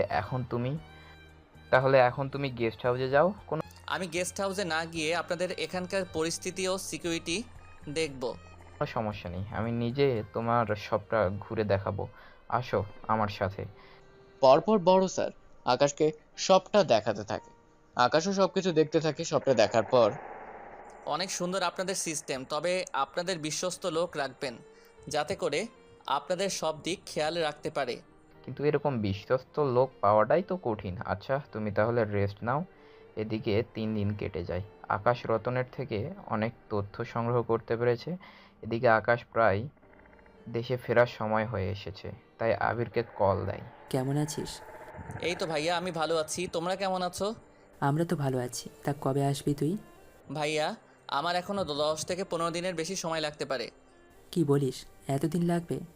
হ্যাঁ ভাইয়া, এখানে কিছু সমস্যা হয়ে গিয়েছে। আমি ওইগুলো ঠিক করতে করতে সময় শেষ। কয়েকদিন পরেই মিশনে যাব। নিজের খেয়াল রাখবি। ঠিক আছে ভাইয়া, তুমিও মায়ের ও ভাবির। দেখ, ওই ডাইনির কথা বলবি না। তুই সাবধানে থাকিস। যদি কোনো টাকা লাগে আমাকে বলিস, আমি তোকে পাঠিয়ে দেব। ভাইয়া, আমার তো এখানে $1 ও খরচ করতে হয় না। তাছাড়া আমরা সব খরচ ও সরকারের। তার উপর আমার যা যা লাগে সব কিছু এইখানে থাকা লোকই দেয়। শোন, তোর কাছে কিছু চাওয়ার ছিল। কি লাগবে বলো আমায়। কিন্তু তোকে যে বলবো, আমি তোর ভাবি কিছু কসমেটিক্স আনাতে চাইছে। তার জন্য ওর বোনের জন্য আমাকে বলেছিল। আমি যখন বলেছি বলবো না, তখন বলে যদি না বলি তোকে তাহলে নাকি সংসারে কোনো কিছু রান্না করবে না। ভাইয়া, এতটা ভাবতে হবে না। তুমি কি কি লাগবে লিস্ট পাঠিয়ে দাও, আমি ওইগুলো সাথে করে দিয়ে আসবো। আচ্ছা, আমি পাঠিয়ে দিচ্ছি। আকাশ কথা বলে কল কেটে দেয়। কিছুক্ষণ পর আবির লিস্ট পাঠিয়ে দেয়। আকাশ লিস্ট দেখে বুঝতে পারে এখানে কম করে হলেও 1 লক্ষ টাকার কসমেটিক হবে। আকাশ ওইগুলো সেভ করে রাখে। এদিকে আমেরিকায় আকাশ কালো থেকে আবার আগের রূপে ফিরিয়ে আনার চেষ্টা চলছে। এখানে আরো উন্নত মানের ট্রিটমেন্ট আকাশকে দেওয়া হচ্ছে। আকাশের শরীরে প্রতিদিন অ্যাসিড ঢালা হয়। এতে করে ওর কালো চামড়াগুলো অটোমেটিক শুনিয়ে যায়, যা পরে টান মারলে সাপের খোলসের মতো করে উঠে আসে। ডক্টর, বাংলাদেশে ও আমি ট্রিটমেন্ট নিয়েছি। তা ওরা কি বলছে? ওরা তো বলেছে 6 মাস পর ঠিক হব ধীরে ধীরে। ডক্টর, আপনাকে কোনো চিন্তা করতে হবে না। আমি আপনার এভাবে যতদিন এখানে আছেন ততদিন অ্যাসিড দেব। এতে করে সমস্ত কালো চামড়াগুলো মরে যাবে, নতুন করে চামড়া উঠবে। এতে করে যখন কালো চামড়াগুলো ঠিক হবে, এতে করে একটা ক্রিম দিব। ওটা 1 মাস ইউজ করলে আপনি মাত্র আগের মতো হয়ে যাবেন। সত্যি ডক্টর, তাহলে চিন্তা করবেন না। আমি আপনার কাছে প্রতিদিন আসব, যতদিন এখানে থাকি না কেন। ঠিক আছেন? এইদিকে আকাশ যেতে থাকে কসমেটিক কেনার জন্য। কসমেটিক কিনতে থাকে। সবগুলো কসমেটিক এত দাম যে বলার বাহিরে ছিল। অন্যদিকে ইরাও নদী ভার্সিটিতে যায়। একটা কথা খেয়াল করেছিস তুই? কি কথা? আজ থেকে 3 মাস আগ থেকে আকাশকে আমরা কোথাও পাচ্ছি না। এরপর আসলো ওই কালো ছেলেটা। এখন আকাশও গায়েব, তার সাথে ওই ছেলেটাও। ব্যাপারটা কি বলতো? আরে যাই হয়ে যাক না কেন, তাতে আমাদের কি? তাছাড়া তুই তো এমনিতে ওই কালো ছেলেটাকে সহ্য করতে পারিস না, তাহলে এত ভেবে কাজ কি তোর? আমি তো এই কালো ছেলেটার কথা বলছি না, আমি তো আকাশের কথা বলতেছি। ওই কালো ছেলেটার নামও আকাশ? তুই কি করে জানলি? অফিস থেকে। তবে ভালো হয়েছে ওই ছেলেটা নেই। ইস, আমি তো অপেক্ষায় আছি আকাশের জন্য, কবে যে ও আসবে আমার কাছে ফিরে। অন্যদিকে 2 দিন পর আকাশও ওর স্যারের কাছে যায়। স্যার, আমাদের সব কিছু কি প্রস্তুত? সবাই প্রস্তুত। এখন তোমরা তাহলে অ্যাটাকের জন্য প্রস্তুত হও। আমাদের লোকেশন ও যাবতীয় যা যা লাগে সব কিছু দিন তাহলে আমাদের। তোমরা সবাই ওই রুমে যাও, ওখানে যা লাগবে নিয়ে যেতে পারো। অন্যদিকে 2 দিন পর আকাশ ওর স্যারের কাছে যায়। ওরা এই রুমে যায়, ওখান থেকে ওদের প্রয়োজনীয় সবকিছু নিয়ে ওরা হেলিকপ্টারে করে রওনা দেয় জঙ্গলের ভেতরে। ওদের একটা জায়গায় নামিয়ে দেওয়া হয়। ওরা এখান থেকে ভেতর পথে ধরে যাবে আকাশ। এর চেয়ে ভিতরে যাওয়ার আগে তোমাদের কিছু কথা বলার ছিল। কি কথা? আমাদের খুব সাবধানে কাজ করতে হবে, যাতে করে কারো কোনো অসুবিধা না হয়। তার সাথে আরও কিছু খেয়াল রাখতে হবে। কি সেটা? সেটা হলো, তোমাদের মাথায় যে ক্যাপ আছে ওখানে একটা করে ক্যামেরা আছে, ওখানে একটা সুইচ আছে, ওইটা অন করো। এটা অন করার সাথে সাথে তোমরা এবার একজন আরেকজনকে দেখতে থাকো। স্যার, আমাদের সবাইকে তো লাল দেখাচ্ছে। এটাই মূল পয়েন্ট। তোমরা এই ক্যামেরার মাধ্যমে তোমাদেরকে লাল কালারে দেখবে, কিন্তু অন্য সব মানুষকে দেখবে অন্য কালারে। এবং এটা দিয়ে তোমরা যে কোনো কিছুর অস্তিত্ব থেকে শুরু করে মাটিতে কোনো কিছু লুকানো থাকলে তা তোমরা অবশ্যই খুঁজে পাবে। এতে করে তোমরা বিপদ এগিয়ে যেতে পারবে। তার মানে আমরা ওই জিনিসগুলো দেখতে পারবো যে জিনিসগুলো আমাদের জন্য বিপজ্জনক। ঠিক ধরেছ। এখন তাহলে তোমরা আগে চলো। তবে এখানে মোট 2টা ঘাঁটি আছে। এই ঘাঁটিগুলো আমাদের 2 রাতের মধ্যে শেষ করতে হবে। তার আগে আমাদের এখানে বিদ্যুৎ ও নেটওয়ার্ক জ্যামার ফিট করতে হবে। স্যার, ওদের কাছে যদি স্যাটেলাইট ফোন থাকে? তাহলে কি আর করার, আমরা অন্তত এইটুকু ঝুঁকি তো নিতেই পারি। ঠিক আছে, তাই হবে। আমি নেটওয়ার্ক জ্যামার তাহলে অন করে দিলাম, আর বাকি রইল কারেন্ট। এখন আমরা বুঝবো কি করে ওরা কোন জায়গা থেকে এটা ব্যবহার নিয়েছে। একটা কাজ করো, 2 জন ওই যে একটা টাওয়ার দেখা যাচ্ছে। জি স্যার, দেখা যাচ্ছে। তোমরা 2 জন ওই টাওয়ারে যাবে। তারপর এখানে যতগুলো তার পাবে সবগুলো কেটে দিবে। তবে সাবধান, অনেক বেশি ভোল্ট ওই তারে থাকতে পারে। যদি বেশি সমস্যা মনে করো তাহলে বোম দিয়ে হলেও নষ্ট করে দিও। ঠিক আছে, তাই হবে। 2 জন ওইদিকে চলে যায়, অন্যদিকে আকাশ বাকি টিমদের নিয়ে বেরিয়ে পড়ে অন্যদিকে। ওরা ওখানে যেতে যেতে সন্ধে হয়ে আসে। ওরা নিজেদের পজিশন নিয়ে নেয়। তোমরা নিজেদের পজিশন নিয়েছো তো? চিন্তা করবেন না, আমরা নিজেদের পজিশনে আসি। আমরা কি এখনই অ্যাটাক করব? এখন না, আগে এই জায়গা পুরো অন্ধকার হোক তারপর। কেননা এতে করে ওয়াইফাই থেকে শুরু করে সব কিছু বন্ধ থাকবে। এই মিশন শেষ করে আমরা আবার হাঁটা দিব অন্য আরেকটা মিশনের দিকে। তাই আমাদের এই মিশন আজ রাতের মধ্যে শেষ করতে হবে। চিন্তা করবেন না স্যার, মিশন খুব তাড়াতাড়ি আমি শেষ করব। এখন শুধু অপেক্ষার পালা। এদিকে যাদের তার নষ্ট করতে পাঠিয়েছে ওরা টাওয়ারের কাছে গিয়ে ভাবতে থাকে কি করবে। কেননা ওখানে এত তার ছিল যে বলার বাহিরে। কেননা ওখান থেকে কোনো তার কাটবে ওটাই ওরা বুঝতে পারছে না। তাই ওরা বুদ্ধি করে ওখানে একটা বোমা ফিট করে বোমা ব্লাস্ট করার 1 মিনিটের মধ্যে ওই জায়গার সব কারেন্ট অটোমেটিক চলে যায়।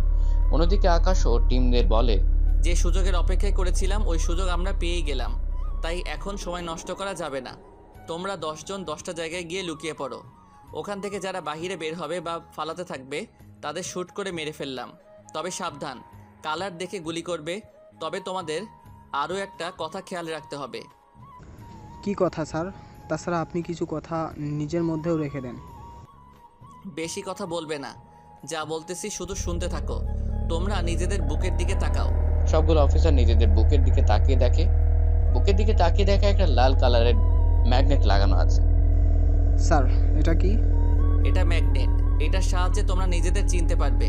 তাই এখন তোমরা সামনে এগোতে থাকো। আপনি কি করবেন? তোমাদের যা বলেছি তা করো আগে তোমরা। ঠিক আছে, তাই হবে। ওরা সামনে এগোতে থাকে। কিছু দূর যাওয়ার পর ওরা অনেক বড় একটা আস্তানা দেখতে পায়। এই আস্তানার কাছে যায়, ওখানে কোনো সিকিউরিটি ছিল না। তাই ওরা একটু বেশি অবাক হয়। স্যার, এখানে তো কেউ নেই। ওরা কি তাহলে সতর্ক হয়ে কোথাও চলে গিয়েছে নাকি? স্যার, এখন তাহলে কি হবে? তোমরা এখানে থাকো। আমি যদি ভিতর থেকে কোনো সিগন্যাল দেই তাহলে তোমরা ভিতরে আসবে। কিন্তু স্যার, আপনি একা একা কেন? আমরাও আসবো। তোমাদের আশাটা ঠিক হবে না, আমি যা বলতেছি তাই করো। হ্যাঁ ঠিক আছে। আকাশ ভেতরে যেতে থাকে, অন্যদিকে ওখানে গিয়ে কোনো কিছু আকাশের চোখে পড়ে না, কেননা ওখানে সবকিছু ফাঁকা ছিল। এদিকে 5 মিনিট পার হয়ে গিয়েছে, কিন্তু আকাশ কোনো সিগন্যাল দিচ্ছে না। স্যার এখন ও কেন আসছে না বুঝতে পারছি না। তা একবার ভিতরে গিয়ে কি দেখে আসবো স্যার? যাওয়ার দরকার নেই। তাছাড়া স্যার ও বলেছে উনি সিগন্যাল দেবে, তখন থেকে ওনার সিগন্যালের অপেক্ষায় করছি। ঠিক আছে স্যার, কিন্তু ওনার কোনো বিপদ হয়েছে কি না তা তো দেখতে হবে। অপেক্ষা করতে থাকো। 10 মিনিট যাওয়ার পর আকাশ ওখানে কিছু ক্লু পায়। ওই ক্লুয়ের উপর ভিত্তি করে আরো কিছুক্ষণ সব দেখতে থাকে।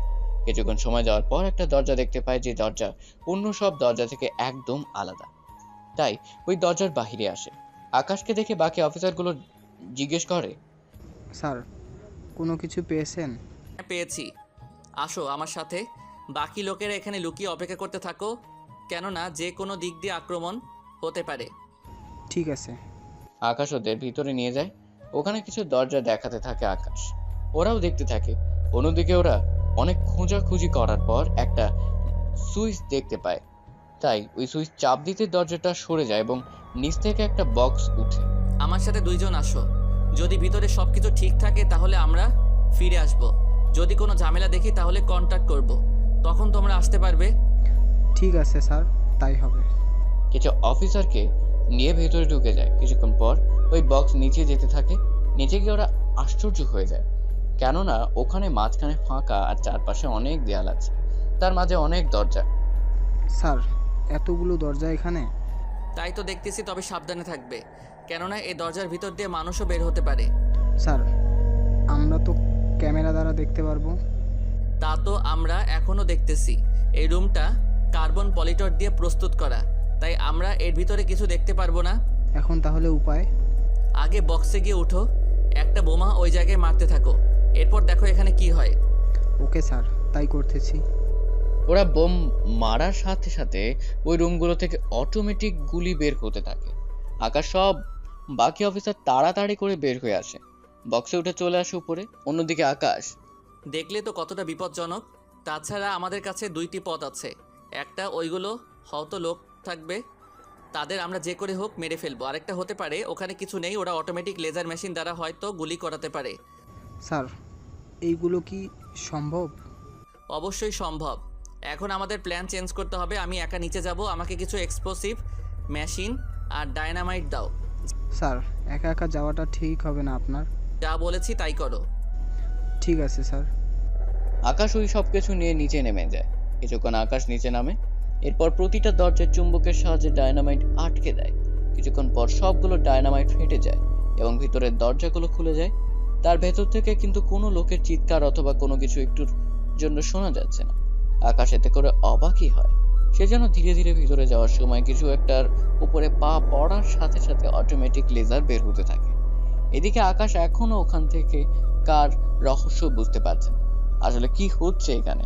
অন্যদিকে বাহিরে ওরা চিন্তা করতে থাকে ব্যাপারটা আসলে কি হয়েছে না হয়েছে এসব কিছু নিয়ে। কিছুক্ষণ পর অনেক কিছু করার পর আকাশ ভিতরে চলে আসে। এখানে এসে আকাশ অনেক অবাক হয়, কেননা এখানে রোবটের সাহায্য নিয়ে সব কিছু করা হয়।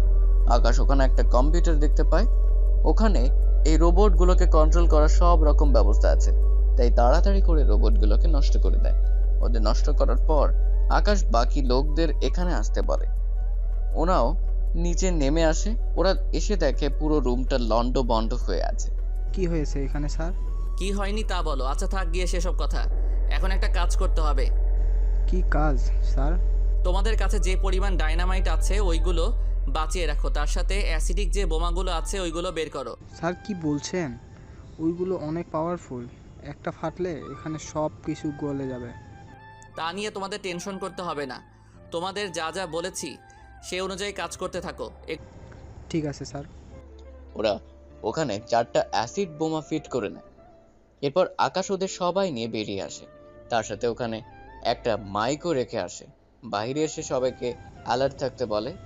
স্যার আমরা তো বোমা লাগিয়েছি, তাহলে অ্যালার্ট কেমন রাখবো? একটু পরেই দেখবে মূলত এখানে কি হচ্ছে, তাই তাড়াতাড়ি করে নিজেদের পজিশন নিয়ে নাও। ওরা নিজেদের পজিশন নিয়ে নেয়। অন্যদিকে আকাশ একটা মাইক নেয়, যা সরাসরি ভিতরে কানেক্ট করা। আমি তোমাদের 2 মিনিটের সময় দিচ্ছি, যদি তোমরা এর ভিতরে উপরে উঠে না আসো তাহলে বুঝতে পারবে আমি কি করি।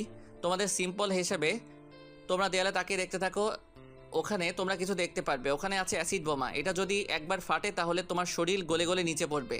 তাই এই রকম ভয়াবহ মৃত্যু যদি না চাও তোমরা তাহলে বেরিয়ে আসো। আকাশ কথা বলে অপেক্ষা করতে থাকেন। এভাবে সবাই একে এসে বের হতে থাকে। অন্যদিকে অফিসারগুলো তো অনেক অবাক হয়।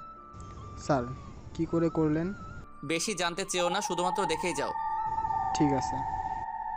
এরপর একে একে 20 জন লোক বেরিয়ে এলো। ওদের কাছে কোনো অস্ত্র ছিল না, তবু লুকিয়ে কোনো অস্ত্র এনেছে কিনা তাও ওরা জানে না। সবাই বের হওয়ার পর তোমাদের এখানকার পরিস্থিতি কি, মানে এখানকার রহস্য কি? আমরা কিছু জানি না, তাছাড়া আমাদের যা কিছু বলা হয় তাই আমরা করি। ভিতরে একটা অটো সেন্সর আছে যেটা মানুষের অস্তিত্ব পাওয়া মাত্রই অ্যাক্টিভ হয়ে যায়। আমি যখন ওখানে বোমা দিয়ে দরজাগুলো ভাঙি তখন তো তোমরা ভিতরে ছিলে, তাই না? হ্যাঁ, আমরা ভিতরে ছিলাম। তাহলে তোমাদের থেকে কোনো সারা শব্দ কেন পাইনি? আমাদের আগেই সবটা বুঝতে পেরেছি, তাই কোনো কিছু করিনি। প্লিজ আমাদের ছেড়ে দিন, আমরা আর কোনো কিছু করব না। ছেড়ে দিব একটা শর্তে। কি শর্ত? যদি তুই আমাদের বলে দিস এর ভিতরে আর কি কি লুকানো আছে, সব যদি বলিস তাহলে যেতে দিব। বলতেছি প্লিজ, তবুও আমাদের মারবেন না। তোদের মধ্যে 2 জন আমাকে সব কিছু দেখা, বাকিরা এখানে থাক। এই তোমরা এদের দেখো, যদি কোনো চালাকি করো তোমরা তাহলে কেউই বাঁচবে না। আমরা কোনো চালাকি করব না, তবুও আমাদের কিছু করো না। চলো। ওই লোকগুলো আকাশকে নিচে গিয়ে সবটা দেখাতে থাকে। আকাশও সবটা দেখতে থাকে। কিছুক্ষণ পর আকাশ বেরিয়ে এলে এখানে তেমন কিছু দেখলো না, তাই বেরিয়ে আসলো। তোদের বস কে? বিশ্বাস করুন, আমরা ওনাকে চেনা তো দূরের কথা, আমরা ওনার নামটাও কখনো শুনিনি। সত্যি বলছিস তো? সত্যি বলছি, তবে আমাদের একটা লোক ওকে দেখেছে। সে এখন কোথায়? একটু আগে বোমার জন্য সে মারা যায়। ও শিট, তাহলে এটা বল, তোদের আরও একটা আস্তানা আছে, ওই আস্তানা কোন দিকে তাড়াতাড়ি বলো। আমরা কন্ট্যাক্ট করতে পারি, কিন্তু কোন জায়গা তা বলতে পারি না। তা তোমাদের ফোন ট্র্যাপ করে তো আমরা বের করতে পারবো। তা তো পারা যাবে না। কেন পারা যাবে না? তাছাড়া আমরা তো সচরাচর সবগুলো ফোন ট্র্যাপ করতে পারি। আমাদের ফোন অন্য সব ফোন থেকে অনেকটা আলাদা। কি ফোন তোমাদের? আমাদের ফোন হচ্ছে স্যাটেলাইট, সেজন্য হ্যাক করা সম্ভব না। অফিসার, এদের সবাইকে নিচে ছেড়ে দাও। ঠিক আছে। ওরা খুশি হয়ে নিচে নেমে যায়। ওরা যাওয়ার পর আকাশ ও বাকি টিমগুলো ওই জায়গা থেকে অনেক দূরে চলে আসে, এসে ওই বোমাগুলো অ্যাক্টিভ করে দেয়। এতে করে ভিতরে থাকা লোকগুলো বুঝতে পারে ওদের ধোঁকা দিয়েছে। তাই 1 মিনিট পর ওই জায়গাটা অ্যাসিডে ভরে যায় এবং সবকিছু অটোমেটিক গলতে শুরু করে। অন্যদিকে রতন ও বাকি অফিসার তা দেখে ভয় পেয়ে যায়। ওরা কখনো ভাবেনি এই বোমাটা এরকম আক্রমণ করতে পারে। কিছুক্ষণ পর ওরা জিজ্ঞেস করে, স্যার এটা কি ধরনের বোমা? কেন, এটা কি ভালো না? এত পাওয়ারফুল বোমা আমি তো জীবনেও দেখিনি। আচ্ছা স্যার, এই বোমা যদি খোলা জায়গায় ব্লাস্ট করা হয় তাহলে একবার ভেবে দেখেছেন? এই বোমা খোলা জায়গায় কোনো ক্ষতি হবে না, তবে মানুষ থাকলে তারা গলে যাবে, কেননা এই বোমা কোনো কিছু গলাতে সাহায্য করে। যদি ওখানে কোনো কিছু না থাকে তাহলে গলাবে কি করে? কথা তো ঠিক বলেছেন। তাহলে কি এবার যাওয়া যাবে? হ্যাঁ চলুন স্যার, তবে আমরা এখন কোথায় যাবো এত রাতে? আমরা আজকে রাতে ক্যাম্পিং করব, তাই কিছু লোক পাহারা দিবে, আবার কিছু লোক রেস্ট নেবে। কিন্তু স্যার আর 3 ঘন্টা পর তো ভোর হয়ে যাবে। সমস্যা নেই, ভোর হলেই আমরা অন্য জায়গায় যাব এবং তার সাথে আমাদের হাতিয়ারও চলে আসবে। তাহলে তো ভালোই। কিন্তু স্যার একটা কথা বলবো, আপনি যদি কিছু মনে না করেন। কি কথা বলো আমাকে? স্যার আমি তো এই ক্যাম্পের হেড, আমার উপর মাত্র আমার বড় স্যার, কিন্তু উনি আমার সাথে কোনো প্ল্যান করেনি, কিন্তু আপনার সাথে ঠিকই প্ল্যান করেছে। এর কারণ কি স্যার? এই মিশনে কি কি হবে না হবে এই ব্যাপারে কোনো কিছু আমি জানি না। তার জন্য কি তোমার আফসোস হচ্ছে? আফসোস কিছুটা হচ্ছে। কেন? কারণ আমাকে স্যার সবার তথ্য দিচ্ছে না, সেই জন্য। চিন্তা করো না, আমি এখান থেকে চলে গেলে তো আর কোনো সমস্যা হবে না। স্যার আমরা মিশনে কি সকালে করব না রাতে? আমরা মিশন করব রাতে। সকালে আমাদের কাছে খাবার চলে আসবে, তোমরা খাবার খেয়ে রেস্ট নিবে। দুপুরে আমরা এখানে থাকবো, এখানে খাবার খেয়ে আমরা বের হব। আচ্ছা এই মিশন তো আমরা দিনও করতে পারতাম। দিনের বেলায় এই ক্যামেরা কাজ করে না, তাই আমরা দিনের বেলায় মিশন শুরু করতে পারবো না। কিন্তু স্যার ক্যামেরা ছাড়াও তো আমরা মিশন করতে পারবো। তা পারবো, কিন্তু এতে রিস্ক 100% থেকে যাবে। তোমাদের সকালেরও দুপুরে খাবার দেওয়া হবে। এই খাবার খেয়ে তোমাদের আজকের দিন এবং রাত কাটাতে হবে, কেননা আমরা মিশন শেষ করে আবারও আমানতের ক্যাম্পে রওনা দিব। ওখান থেকে আমি 2-3 দিন থেকে তারপর আমি আমার দেশে ফিরে যাব। ও বুঝলাম। এইদিকে ওরা পালাক্রমে জাগতে থাকে। সকালে ওদের জন্য খাবার আনা হয়, ওরা নিজেদের প্রয়োজনীয় খাবার খেয়ে নেয়, বাকি খাবার ওরা রেখে দেয়। এরপর আকাশ ওদের সবটা বলতে থাকে। খাবার খাওয়া শেষ করে আকাশ ওদের প্ল্যান বুঝতে পারে। ওরা সবকিছু বুঝতে থাকে, ওরা রেস্ট নিতে থাকে। দুপুরে খাওয়া শেষ করে ওরা হেলিকপ্টারে করে রওনা দেয় পরবর্তী মিশনের দিকে। ওরা আবার ওখানে যেতে থাকে। ওই দিকটার সামনের দিকে আকাশ কিছু একটা দেখতে পায়, কেননা ওখানে একটা লেজার গান দেখতে পায়। দূর থেকে কেউ মেশিন দিয়ে লেজার মারতে থাকে, এতে করে বিমানে কিছুটা ক্ষতি হয়। আকাশ বিমান নিচে নামিয়ে নেয়, সাথে বাকি অফিসারও নেমে যায়। এটা কি হলো? ওরা কিভাবে আমাদের খবর জানতে পারলো? এটা ওরাই লিক করেছে। আমরা ওদের সাথে কন্ট্যাক্ট করার মতো বাকি সবগুলো প্রস্তাব শেষ করে দিয়েছি, কিন্তু স্যাটেলাইটের তো তা সম্ভব না। তোমরা এখন অপেক্ষা করো। একটু অন্ধকার হলে আমরা মিশন শুরু করবো ভাবছি, কিন্তু এখন সে পর্যন্ত অপেক্ষা করতে পারবো না। আমরা এখনই মিশন শুরু করব, তোমরা প্রস্তুত থাকো, সাবধানে তোমরা এগোতে থাকবে। ঠিক আছে। ওরা আস্তে আস্তে সামনে এগোতে থাকে। কিছুক্ষণ পর অন্ধকার হয়ে আসে, ওরা সব দিকে যেতে থাকে। কিছুক্ষণ পর ওরা গন্তব্যস্থানে চলে আসে। ওখানে আসার পর গত মিশনে যেভাবে তোমরা পজিশন নিয়েছো, এই মিশনেও ঠিক সেভাবে পজিশন নাও। ঠিক আছে স্যার। কিছু অফিসার ওদের পজিশন দিয়ে নেয়। এরপর আকাশ ভেতরে যেতে থাকে, সামনে যাকেই পাচ্ছে তাকেই গুলি করতেছে। এভাবে প্রায় অনেক লোককে মেরে ফেলে। ভেতরে যতই যাচ্ছে বিপদ আরো বেড়েই চলছে। ওরা ওখানে গিয়ে অনেক অস্ত্র খরচ করে ফেলে, তবে অনেক লোকই মারা যায়। ওখানে ওরা 3 জন লোককে পায়, যাদের ওরা বাঁচিয়ে রাখে। দেখ, তোদের কাছে 2টা পথ খোলা আছে। 1, তোদের নেটওয়ার্ক কোন কোন জায়গায় আছে তা আমাকে বল। 2, তোদেরকে কারা কারা এইসব অস্ত্র সাপ্লাই করে। বিশ্বাস করেন, আমি আমার কোনো বস নই। আমরাও ওদের মতো কাজ করি, আমরা কিছু জানি না। ও তাই নাকি? তাহলে একটা বল, তোদের সব তাহলে কোথায় গিয়েছে? উনি তো এখান থেকে পালিয়ে গিয়েছে। একদম মিথ্যা বলবি না। সত্যি বলতেছি, উনি একটা বিমানে করে গিয়েছে। আবারও মিথ্যে বলতেছিস? ও ঠিক বলেছে, আমি 10 মিনিট আগে একটা হেলিকপ্টারে উড়ে যেতে দেখেছি।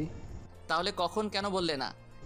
স্যার, আমি তো ভেবেছিলাম ওই বিমান নিয়ে আক্রমণ করবে, তাই আমি ভাবলাম তখন দেখতেই পারবেন, সেজন্য আমি কোনো কথা বলিনি।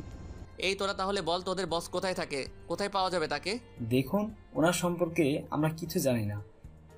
আপনি যদি আমাদের মেরেও ফেলেন তাও আমরা এটাই বলবো। তাহলে কি করব এখন স্যার? ওখানে যা করেছি তাই করো। ঠিক আছে স্যার। এরপর এই জায়গার মতো এখানেও বোমা দিয়ে সবকিছু গুলিয়ে দেয়। ওখানে সবাইকে মেরে আকাশ চলে আসে ক্যাম্পের ভেতরে। ওখানে গিয়ে বড় স্যারের সাথে দেখা হয়। ওখান থেকে আকাশ চলে আসে গেস্ট হাউসে। ওখানে এসে আকাশ ওর ভাইকে কল দেয়। এইদিকে আকাশ এই দিন এখান থেকে ওর ট্রিটমেন্ট করতে থাকে, কেননা আকাশ এই 10 দিনের ভেতরে ওর চেহারা ঠিক করে তারপর যাবে ওর দেশে। এদিকে 10 দিন পর আকাশ দেশে আসে। আকাশ দেশে এসে চলে আসে নিজের বাড়িতে। বাড়িতে আসার পর অদ্রিও রোজা আকাশকে দেখেও চিনতে পারছে না, কেননা আকাশের আগের চেহারা এখন আর নেই। আকাশকে দেখে ওরা তো অবাক হয়, তার সাথে আকাশও কোনো কিছু বলে না। আকাশ ব্যাগ নিয়ে ভেতরের দিকে যেতে থাকবে, তখন আকাশ ওখানে ইরাকে দেখতে পায়। আকাশ তো অবাক হয়ে ইরাকে দেখে। এইদিকে আকাশের ভাই আবির ওর মাকে নিয়ে হসপিটাল থেকে আসতেছে, কেননা উনি আকাশের চিন্তায় অসুস্থ হয়ে গিয়েছে। এখন পুরো বাড়িতে আকাশ তাকিয়ে আছে ইরার দিকে, অদ্রিও রোজা তাকিয়ে আছে আকাশের দিকে। তার সাথে আকাশ ওর ভাই আর মাকে দেখতেছে। এখন গল্পের ইন্টারেস্টিং হচ্ছে কি হবে এখানে, তা আপনারা জানতে পারবেন সিজন 2 মাধ্যমে। সিজন 2 মাধ্যমে আপনারা জানতে পারবেন আকাশের চেহারা কালো হওয়ার রহস্য, সব কিছু জানতে পারবেন। তাই সিজন 2 পর্যন্ত অপেক্ষা করুন। আকাশ তো অবাক হয়ে ইরাকে দেখে। এইদিকে আকাশের ভাই আবির ওর মাকে নিয়ে হসপিটালের থেকে আসতেছে, কেননা উনি আকাশের চিন্তায় অসুস্থ হয়ে গিয়েছে। এখন পুরো বাড়িতে আকাশ তাকিয়ে আছে ইরার দিকে, অদ্রিও সোজা তাকিয়ে আছে আকাশের দিকে। তার সাথে আকাশ ওর ভাই আর মাকে দেখতেছে। এরপর সবাই অবাক হয়ে তাকিয়ে আছে। আশপাশে শুধুমাত্র আমি ও অদ্রিজা, এরা দুজনকে চিনতে পারছে না। আর না হয় বাকি 3 জনে চিনতে পেরেছে। আকাশকে ওর মা গিয়ে জড়িয়ে ধরে, কথাগুলো বলে ইরা চলে যায় এখান থেকে। ইরা চলে যাওয়ার পর থেকে আকাশ এখানে দাঁড়িয়ে আছে, একটি বারের জন্য ওকে আটকালো না। ইরা চলে যাওয়ার পর অদ্রি ও রোজা তাকিয়ে আছে, কেননা ওদের দুজনের মাথায় কোনো কিছু ঢুকছে না। তাই অদ্রি প্রশ্ন করে। এরপর আকাশ ওর মাও আবিরকে ইশারা করে যাতে এখন কোনো কিছু না বলে, কেননা এখন যদি আকাশ সবকিছু বলে দেয় তাহলে সমস্যা হতো। এইদিকে রোজাও আকাশকে দেখে একদম ফিদা হয়ে গিয়েছে। রোজা তো আকাশের দিকে তাকিয়ে আছে, চোখই ফেরাতে পারছে না, কেননা আকাশ আগে অনেক সুন্দর ছিল, যার জন্য ওকে সবাই অনেক পছন্দ করত। এদিকে আকাশ রুমে যায় এবং আকাশের পিছনে ওর মা ও ভাই ওরা সবাই আসে। ওরা রুমে আসলে আকাশ দরজা বন্ধ করে দেয়, ওরা দুজন বেরিয়ে যায়। অন্যদিকে আকাশ রেস্ট নেয়। এরপর আকাশ রবির সাথে যোগাযোগ করে। অন্যদিকে আবির যখন ক্লাসরুমে আসে তখন আদ্রিও রোজা আবিরের কাছে আসে। রোজা ওই রুমে যায়, ওখানে গিয়ে দেখে আকাশ মাত্র গোসল করে টাওয়েল পরে দাঁড়িয়ে আছে। আকাশকে এইভাবে দেখে রোজা তো নিজেকে ধরে রাখতে পারছে না। আকাশ যদি রোজাকে দেখে লজ্জা পায়, কিন্তু রোজা একটু লজ্জা পাচ্ছে না, সেজন্য এদিকে রোজাও সবকিছু নিয়ে বেরিয়ে আসে মন খারাপ করে। রোজা ওর বোনের কাছে যায়, রোজার রুমে চলে যায়। অন্যদিকে ইরা তো অনেক খুশি আকাশের সাথে দেখা করতে পেরে, কেননা ইরা আকাশকে অনেক ভালোবাসে। সেজন্য ভার্সিটি থেকে অনেক কিছুর বিনিময়ে ঠিকানা জোগাড় করে আকাশের বাড়িতে আসে। কিন্তু আকাশকে আবার দেখতে পেয়ে ইরা তো মনই ভালো হয়ে গিয়েছে, তাই না চাইতেও কিছু না বলে চলে আসে। এখন চলুন আপনাদের তাহলে 2 বছর আগের কাহিনী বলি, যেখানে আপনারা ইরাও আকাশের ব্যাপারে জানতে পারবেন, তার সাথে গল্পের যে যে রহস্য আছে তাও আপনারা জানতে পারবেন। তাহলে চলুন আপনাদের ফ্ল্যাশব্যাক নিয়ে যাই। ফ্ল্যাশব্যাক: আকাশ যেদিন চিৎকারতে জয়েন করার জন্য কথা, ওই দিন ছিল আকাশের ফাইনাল পরীক্ষা। মানে আকাশ ওই দিন যদি চাকরিতে জয়েন না করে তাহলে এই চাকরি হারাবে। তাই আকাশ ওর মাও আবিরের সাথে কথা বলে। আবিরও মা আকাশকে চাকরিতে জয়েন করতে বলে। আকাশ সেজন্য আর্মি ক্যাম্পে চলে আসে। ওখানে আকাশ লাইনে দাঁড়িয়ে সবার মতো ফর্ম দিয়ে নিজের সব কাগজপত্র নিয়ে চলে আসে। বাসার দিকে আসার পথে আকাশের সাথে একটা মেয়ের ধাক্কা লাগে, এতে করে আকাশ মেয়েটির উপর পড়ে যায়। নিচে পড়ে গিয়ে আকাশ তো অবাক হয়ে তাকিয়ে আছে, কেন মেয়েটি অনেক সুন্দর ছিল। মেয়েটিও আকাশকে দেখতে ব্যস্ত। ওরা দুজনেই ব্যাপারটা বুঝতে পেরে উঠে দাঁড়ায়। এইদিকে ভেবেছিল মেয়েটি আকাশকে থাপ্পড় দিবে, কিন্তু মেয়েটি তেমন কিছু করলো না, উল্টে আকাশের দিকে তাকিয়ে আছে। আকাশ চোখ বন্ধ করে আছে। এরা আলতোভাবে আকাশের মুখটা ছুঁয়ে ধরে, এতে করে আকাশ চমকে উঠে আস্তে আস্তে ঠোঁট চোখ মেলে তাকিয়ে দেখে আসলে ব্যাপারটা কি। চোখ মেলে তাকিয়ে দেখে ইরা মিষ্টি হাসি দিয়ে তাকিয়ে আছে। এবার আকাশের মুখে হাসি ফুটে। এরা চলে যায়। এরা যাওয়ার পথে ওই লোকগুলো আকাশকে মারার জন্য, কিন্তু আকাশও কম না, ওদের মারতে থাকে। কেননা ট্রেনিং করেছে, তাই শত্রুদের সাথে কিভাবে মোকাবেলা করতে হয় তাই খুব ভালো করে জানা আছে। এইদিকে ওদের মেরে অবস্থা খারাপ বানিয়ে দেয়। ওরা চলে যাওয়ার পর বাড়িতে এসে ওর মাকেও ভাইকে এই সুখবরটা দেয়। ওদের পরিবারে কারা কারা থাকে তা আপনার সিজন 1 অনেকবার পড়েছেন, তাই নতুন করে আর বলতে চাই না। চাকরির ব্যাপারটা শুনে সবাই অনেক খুশি হয়। একে একে ওর ভাই চলে আসে। আবির আসার পর কয়েকদিন সকালে আকাশ বের হয়ে দেখে ওর মা নাস্তা বানাচ্ছে। তখন আকাশের কিছুটা খারাপ লাগে, কেননা ওর মা এখনো সংসার কাজ করতে হয়। কিছুক্ষণ পর আকাশের ভাই আবির উপর থেকে নিচে নামে। ওরা দুইজন দুই দিকে চলে যায়। আকাশ আসে ইউনিভার্সিটিতে, কেননা আকাশের কয়েকদিন পরে পরীক্ষা, সেজন্য স্যারের সাথে কথা বলতে এসেছে। তাই আকাশ স্যারের রুমে আসে। আকাশ এরপর সবকিছু বলতে থাকে। সবটা শোনার পর স্যার কি বলবে বুঝতে পারছেন, তাই উনি একটা সলিউশন দেয়। তাই আকাশ সবটা শুনে চলে আসে ভার্সিটি থেকে। ওখান থেকে বের হওয়ার সময় আকাশ ইরাকে দেখতে পায়, তাই মুখ লুকিয়ে বের করতে গেলে ইরা বুঝতে পারে। ইরা সবটা বুঝলেও কে হতে পারে তাই ইরা বুঝতে পারছে না, সেজন্য ডাক দেয়। অনেক ভয় পর আকাশ মুখ থেকে হাতটা সরায়, এতে করে ইরা অবাক হয়। তাই আবারও জিজ্ঞেস করে। আকাশ ইরার ভয় এখান থেকে পালিয়ে আসে। পালানোর সময় ইরার কয়েকটা বান্ধবী আকাশকে ধরে ফেলেছিল, কিন্তু ওদের হাত থেকে অনেক কিছুর পর ছুটে পালিয়ে গেল। ওখান থেকে বাড়িতে চলে আসে। এরপর আকাশ ভয়ে আর ভার্সিটি যায়নি। এরপর 7 দিন আকাশ ওর পরিবারের সাথে অনেক দিন কাটাতে থাকেন। সবকিছু নিয়ে আকাশের দিন খুব ভালোই যাচ্ছিল।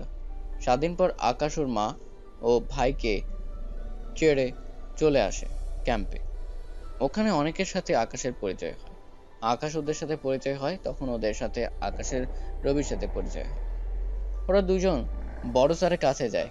ওরা ওখানে সবটা ঠিক করতে পারে। এরপর থেকে চলতে থাকে ওদের এখানে বন্ধুত্ব। কিছুদিন পর বড় স্যার একটা মিশনে যাওয়ার জন্য সবার সাথে কথা বলার জন্য আসে। এদিকে আকাশ ও বাকি অফিসার ওরা নিজেদের প্রশিক্ষণ দিতে থাকে। 2 দিন পর ওরা সবকিছু নিয়ে বেরিয়ে পড়ে মিশনে যাওয়ার জন্য। মিশনে যাওয়ার পর আকাশ জানতে পারে এই জায়গার যদি ওরা নামে তাহলে কেউই বাঁচতে পারবে না, কেননা এই জঙ্গলের প্রতিটা গাছে আড়ালে লুকিয়ে আছে শত্রু, তার সাথে নিচে মাটিতে পা লুকানো আছে ল্যান্ডমাইন, যেটার উপর দিয়ে পা দিলেই সব শেষ হয়ে যাবে। অন্যদিকে আকাশ ব্যাপারটা বুঝতে পারে শুধুমাত্র একটা ক্যামেরার সাহায্যে, যে ক্যামেরা আমি সিজন 1-এর মধ্যে 9 নং পর্বের মধ্যে এই ক্যামেরার গুণাগুণ আমি একবার আলোচনা করেছি। তাই ক্যামেরা সম্পর্কে জানতে হলে 9 নং পর্বটা পড়ে নেবেন। সবটা দেখার পর কিছুক্ষণ পর আকাশ ও রবি ওদের সাথে বাকি অফিসারগুলো তাড়াতাড়ি করে বিদ্যুতের তার নিয়ে যেতে থাকে। ওরা 10 মিনিট পর ওই জায়গায় গিয়ে থামে। ওখানে ওরা চুপি চুপি ভিতরে যেতে থাকে। ভিতরে ওরা অনেক লোককে দেখতে পায়, তবে একটা সমস্যা হচ্ছে ওখানে অনেক লোক অবস্থিত। তাই ওরা একটা প্ল্যান করে। এরপর আকাশ কৌশলে ওদের খাবারে অনেকগুলো ওষুধ মিশিয়ে দিয়েছে। কিছুক্ষণ পর ওরা খাবার খেয়ে সবাই এই সময়ের পর ওই ঘেরাও মধ্যে যারা ছিল ওরা সবাই ঘুমিয়ে পড়ে। এই ফাঁকে আকাশ ওদের কাছে যায়। 15 মিনিট পর হেলিকপ্টার আসতে থাকে। হেলিকপ্টার আসার পর আকাশ যেভাবে করেছে সবকিছু সে মোতাবেক নিয়ে যাওয়া হয়েছে। কিছুক্ষণ পর ওরা সব কিছু নিয়ে রওনা দেয়। রাতের মধ্যে ওদের সবাইকে জেলে ঢুকিয়ে দেওয়া হয়, আর যাদের ধরে নিয়ে গেছিল তাদের মধ্যে একজন ছিল সেনাবাহিনী মেজর। মূলত এই মিশনটা হচ্ছে ওনাকে ওখান থেকে উদ্ধার করার জন্য। ওনাকে রেখে বাকি সব লোকদের পুলিশ স্টেশনে নিয়ে যাওয়া হয়। ওখানে পুলিশের সাথে আকাশ কথা বলে। এইদিকে ওদের সব ঝামেলা শেষ করে চলে আসে ক্যাম্পের মধ্যে। ওখানে মেজর স্যার আকাশের প্রশংসায় পঞ্চমুখ। পরের দিন আকাশ সব কিছু নিয়ে চলে আসে বাড়িতে। বাড়িতে আসার পর ওর মায়ের সাথে দেখা করে। তখন ওর ভাই আবিরও ছিল। ওরা দুজনে মেয়ে দেখতে থাকে। পরের দিন আবিরও আকাশ যায় মেয়ে দেখতে। ওখানে ওরা দুজন বসে আছে, তার সাথে আবির ও আকাশ কথা বলতেছে। আকাশ ও আবির বসে আছে। 5 মিনিট ওরা দুই বোন আসে একসাথে। আবির তাকিয়ে দেখছে, অন্যদিকে আকাশ পাশের মেয়েটিকে দেখে। অন্যদিকে আকাশ পাশের মেয়েটিকে দেখে ওইখান থেকে দৌড়ে বাহিরে চলে আসে। আকাশের দৌড়াতে দেখে আবিরও ওখান থেকে পালিয়ে চলে আসে। ওদের দৌড়াতে দেখে ওই মেয়েটি তো রাগে জ্বলে উঠে। বাড়ি সবাই বলা বলি করতেছে কেন এসব কিছু হলো, কি কারণে ওরা চলে গিয়েছে, এই নিয়ে ওরা আলোচনা করতে থাকে। এইদিকে ওরা প্রায় এই 2 দিনে 10টার উপরে মেয়ে দেখে, কিন্তু কোনো মেয়েকেই ওদের পছন্দ হলো না। পরের দিন সকালে এইদিকে আকাশ চলে আসে, অন্যদিকে আবির বাড়িতে চলে যায়। বাড়িতে আসার পর আবির কয়েকদিন পর একটা বাড়িতে আসে। ওখানে আবিরও ওর মায়ের মেয়ে পছন্দ হয়, তাই ওনারা বিয়ের কথা ফাঁকা করে। আকাশকে জানায়, আকাশ জানিয়ে দেয় ও আসতে পারবে না। কল কেটে চলে আসে বড় স্যারের কাছে। ওনার কাছে আসতেই এইদিকে আকাশ ওর টিমদের ট্রেনিং করাতে ব্যস্ত। অন্যদিকে আবির ওর বিয়ের কাজ প্রায় করা শেষ হয়েছে। কিছুক্ষণ পরে ডেভেল 3 দিন পর আকাশ ওর টিমদের নিয়ে মিশনে যায়। অন্যদিকে আবির বিয়ে করার জন্য অদ্রিদের বাসায় আসে। ওখানে ওদের বিয়ে হয়ে যায়। অন্যদিকে অদ্রিও আবির একই রুমে বসে আছে। তখন অদ্রি বলে আকাশ ওর ভাইয়ের সাথে লাস্ট কথা বলে কল কেটে দেয়। এদিকে আবির সংসার জীবনে পা দেয়। অন্যদিকে আকাশ ওই দেশে মিশন কিভাবে করবে না করবে তা নিয়ে আলোচনা করতে থাকে। বাংলাদেশে আবির উঠে যায়। আবির উঠে যাওয়ার পরই রোজাও ওখানে চলে আসে। এদিকে ওদের পরিবার খুব সুখী আছে। এইদিকে আকাশ ও টিমদের রেডি করে। কিছুক্ষণ পর 50 জন ওখানে নাম লিখে। এই 50 জন লোককে নিয়ে আকাশ বেরিয়ে যায় মিশনের উদ্দেশ্যে। ওদের মিশন হবে এই আইল্যান্ডের ভিতরে। এই আইল্যান্ড মোট 5 কিলোমিটার জুড়ে বিস্তৃত। ওরা খুব সাবধানের সাথে এগোতে থাকে। ওরা যতই যাচ্ছে ততই বিপদ ওদেরকে দাওয়া করে বেড়াচ্ছে, কেননা ডেভিল ওর রুমে বসে পড়ে আইল্যান্ডটা নিয়ন্ত্রণ করছে। কিছুক্ষণ পর ওরা লোক পাঠিয়ে দেয়। এতে করে কিছুক্ষণ পর গাড়ির শব্দ শোনা যাচ্ছে। আকাশের কথায় সবাই একে একে গাছে উঠতে থাকে। ওরা গাছের ওখানে লুকিয়ে থাকে। ডেভিলের লোকগুলো গাছের কাছে এসে কাউকে খুঁজে পাচ্ছে না, তাই ওরা ভালো করে আরও খুঁজতে থাকে। ঠিক তখনই আকাশ দূর থেকে একটা কেমিক্যালের বোতল ছুঁড়ে মারে ওদের দিকে। এতে করে ভিতরে থাকা সব কেমিক্যাল বের হতে থাকে। এতে করে ওই জায়গায় পুরো ধোঁয়ার জন্য অন্ধকার হয়ে যায়। কথাগুলো বলতে বলতে ওরা সবাই ওখানে জ্ঞান হারায়। ওরা জ্ঞান হারানোর পর ওরা তাড়াতাড়ি করে গাছ থেকে নেমে যায়। ওমা চারদিকে তাকিয়ে কাউকে দেখতে পায় না, সেজন্য ওদের সবাইকে গুলি করে মেরে ফেলে। ওদের মারার পর ওই জায়গাটা একটু ক্লিন করে ফেলে। কিছুক্ষণ পর ডেভিলের তাড়াতাড়ি দেখো আরও লোক পাঠাও। কিছুক্ষণ পর ওখানে আরও লোক পাঠানো হয়। একে একে ওখানে লোক পাঠাচ্ছে। এভাবে কিছুক্ষণ পর ওদের প্রায় 100 লোক মারা যায়। ওরা মারা যাওয়ার পর ডেভিলের কিছু স্পেশাল লোকদের ওদের মারার জন্য পাঠায়। ওরা পুরো আইল্যান্ডে মেশিন গান নিয়ে পুরো জঙ্গলে গুলি করতে থাকে। এতে করে পুরো জঙ্গলে আগুন ধরে যায়। আকাশ ও টিম কাজ করতে থাকে। ওরা একে একে সবাইকে মারতে থাকে। এতে করে ওদের ও কিছু লোক মারা যায়। আকাশের দলে আর 30 জন লোক আছে, কেননা এবার যারা অ্যাটাক করেছিল ওরা অনেক শক্তিশালী, সাথে অনেক অত্যাধুনিক অস্ত্র দ্বারা ওরা হামলা করেছিল। ওরা সামনে যতই যাচ্ছে ততই ওদের কাছে বিপদ এগিয়ে আসছে। এদিকে সামনে যেতে যেতে আকাশের কাছে আর মাত্র 5 জন অফিসার আছে। ওরা মিসাইলের প্রায় কাছে চলে এসেছে। এতটুকু আস্তে আস্তে আকাশের শরীরের কিছুটা দুর্বল হয়ে যায়। এদিকে ডেভিল বুঝতে পারে সে আর বাঁচবে না। তাই ডেভিলের লোকের সাথে কথা বলে ওখান থেকে একটা হেলিকপ্টারে উঠে চলে যেতে থাকে। হেলিকপ্টার ওঠার আগে মিসাইল ছেড়ে দেয়। মিসাইল যেতে থাকে। আকাশ ওই মিসাইলের সব কিছু জানে, তাই বাকি অফিসারদের ধাক্কা মেরে পানিতে ফেলে দেয় এবং সামনে থাকা একটা রকেট ওই মিসাইলের দিকে ছুঁড়ে মারে।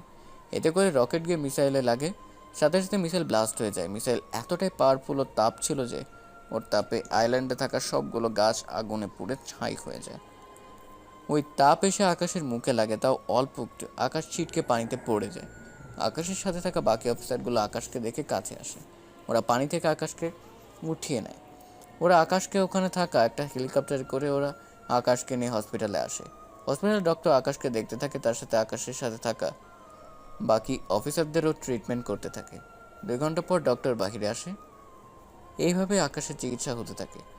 আকাশ সব বাকি অফিসারদের বাংলাদেশে ফেরত পাঠানো হয়। আকাশকে একটা সেফ জায়গায় রাখা হয়, এখানে আর্মি লোক ছাড়া আর কারো আসা নিষেধ।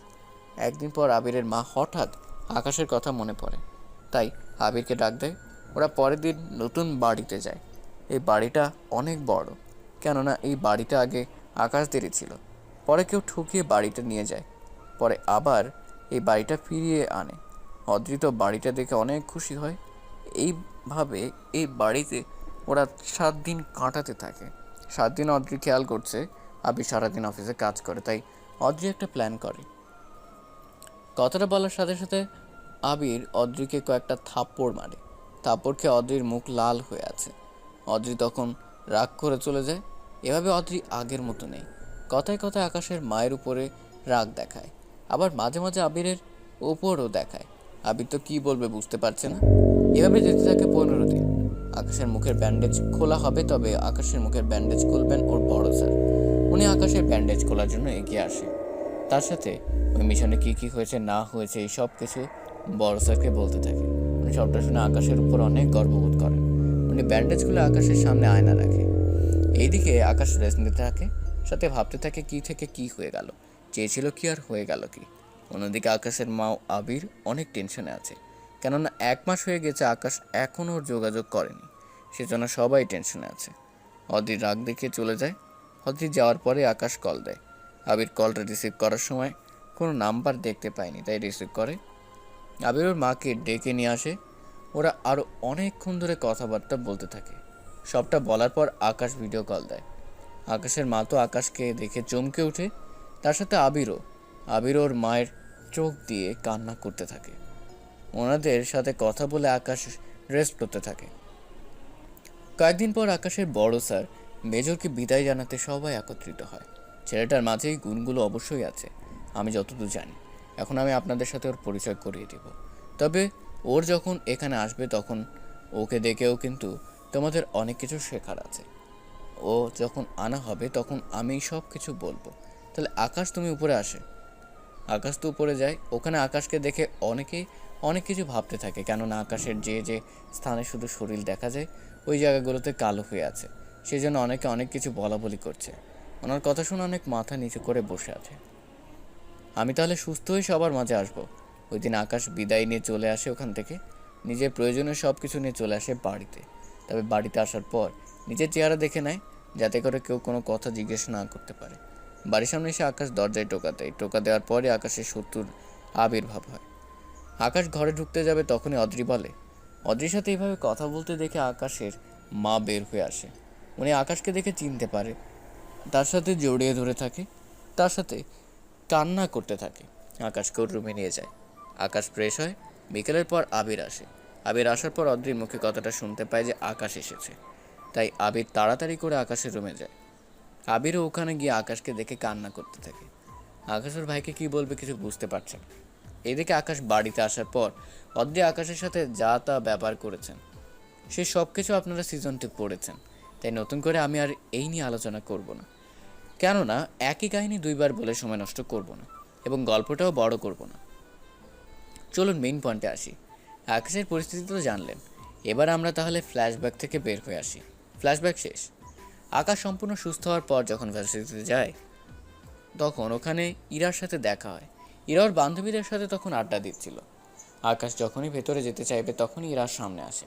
সবার সামনে মুখের উপর কথাটা বলে দেওয়ার জন্য ইরা অনেক অপমানিত সবার সামনে। ওখানে ক্লাস করে আকাশ বাড়িতে চলে আসে।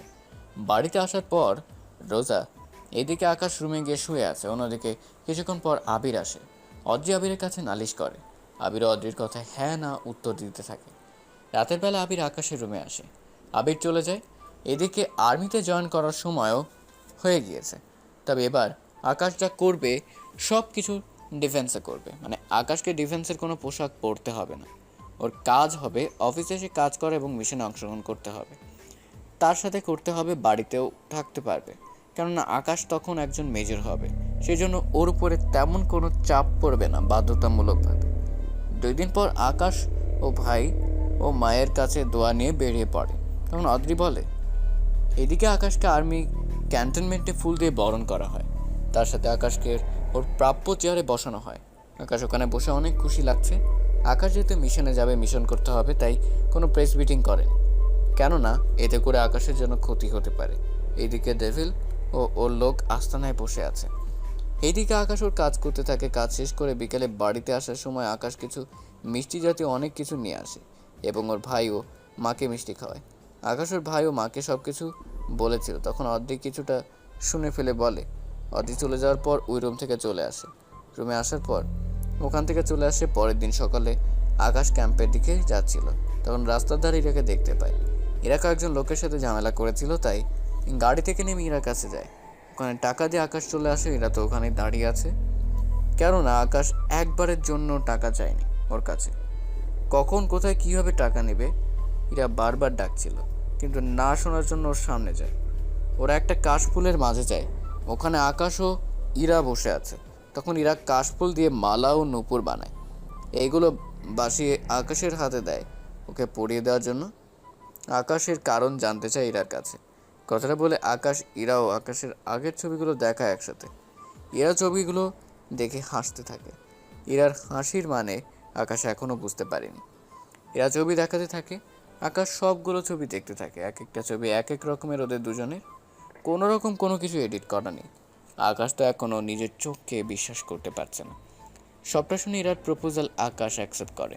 ইরার মাথায় মালা পরিয়ে দেয়, সাথে পায়ে নূপুরও পরিয়ে দেয়। এতে করে অনেক খুশি হয়ে যায়। ওরা দুজন দুজনকে জড়িয়ে ধরে। এভাবে কিছুক্ষণ ওরা একে অপরকে জড়িয়ে ধরার পর আকাশ সামনে তাকিয়ে দেখে কতগুলো লোক ভিতর থেকে বের করছে। ওদের বেশিরভাগই লোকের হাতে অস্ত্র ছিল। এরা তো ভয় পেয়ে যায়। ওরা সামনে আসতে থাকে। ওরা আসতেই এরা আকাশকে জড়িয়ে ধরে। ওদের দেখে আকাশের লোকটার কলার চেপে ধরে। কোনো না, ওই লোকটা অনেক বাজেভাবে ইঙ্গিত করেছিল ইরার দিকে। ওই লোকটার সাথে আরও 5 জন লোক ছিল। ওদের হাত খালি ছিল, তাই আকাশের বুঝতে বাকি রইল না যে ওদের কাছে কিছুই নেই। তাই আকাশ ওর কলার ধরে। এরাকে গাড়িতে গিয়ে বসতে বলে। এরা ভয়ে ভয়ে গাড়িতে গিয়ে বসে যায়। গাড়িতে বসে যাওয়ার পর আকাশ ওই লোকগুলোর সাথে মারামারি করতে থাকে। এতে করে আকাশও একটা ঘুষি খায় এদের সাথে।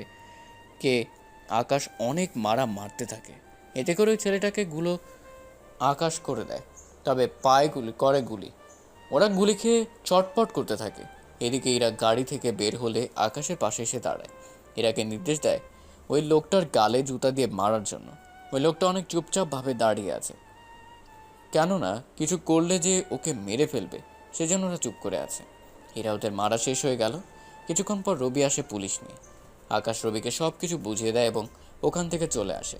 কিছুক্ষণ পর ওরা বাড়িতে আসে। তখন বিকাল হয়ে যায়। আবিরও বাড়িতে চলে আসে। ইরা, আকাশের মা, ভাবি ও রোজা একসাথে বসেছিল। ওনারা কথা বলছিল। ততক্ষণে কেউ কিন্তু বুঝতে পারেনি এখানে আসলে কি হচ্ছে। আবির আসার কিছুক্ষণ পর আকাশের কথা শুনে ওখানে সবাই অবাক হয়ে তাকিয়ে আকাশ, ইরা ও আবিরকে দেখছে। আকাশের কথা শুনে আবিরও ওর মা খুশি হয়, কিন্তু অদ্রিত রোজা অনেক অবাক হয়, কেননা অদ্রি ভেবেছিল রোজাকে ওর সাথে বিয়ে দিবে, কিন্তু তা দেখে অদ্রি ভালো করে বুঝতে পারে। এইদিকে আকাশের মা ও ভাইয়ের ইরাকে অনেক পছন্দ হয়। আকাশ ইরাকে ওর বাড়িতে গিয়ে পৌঁছে দেয়। পরের দিন আকাশের মা ও ভাই ওরা দুজনে গিয়ে ইরাদের বাড়িতে যায়। ওখানে ওদের বিয়ের সব কথাবার্তা বলতে থাকে। ওনারা বিয়ের কথাবার্তা ঠিক করে চলে আসে।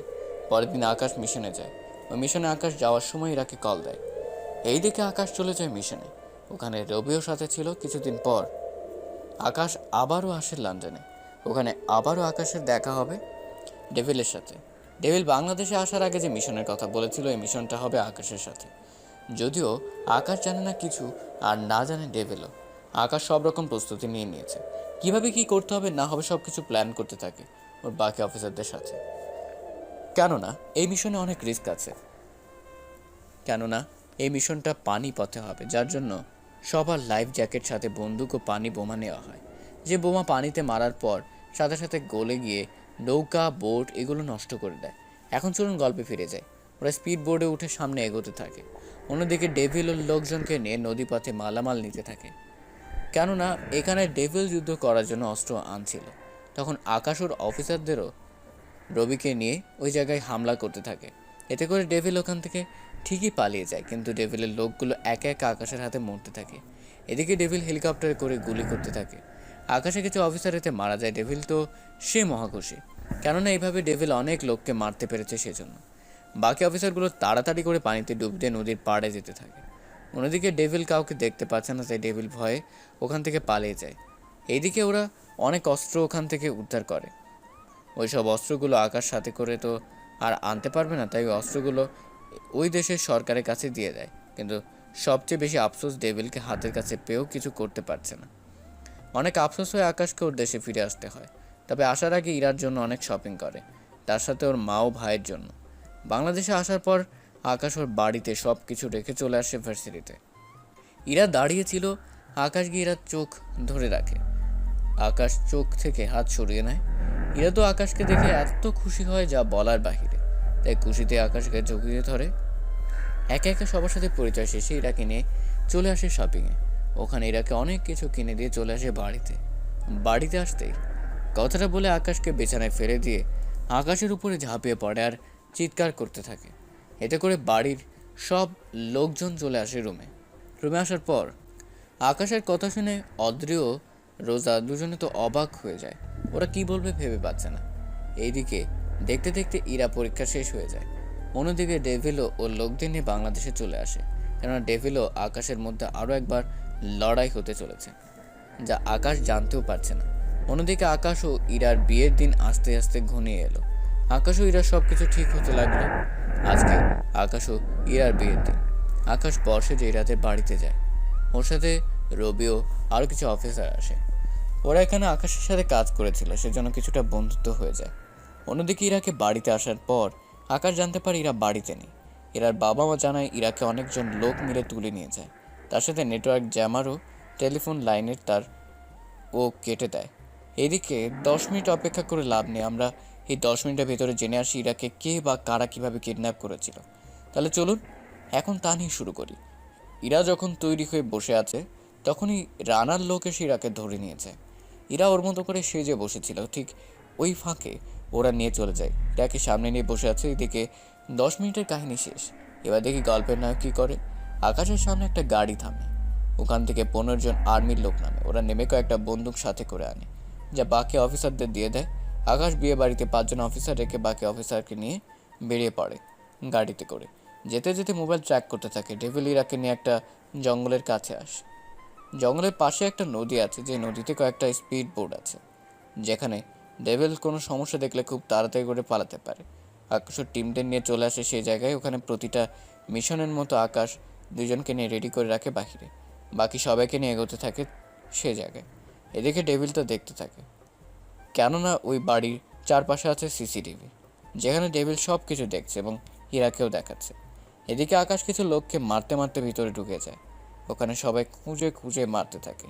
এদিকে ডেভিল ইরাকে রেখে ওখান থেকে গুপ্ত একটা দরজা দিয়ে ওখান থেকে পালিয়ে যায়।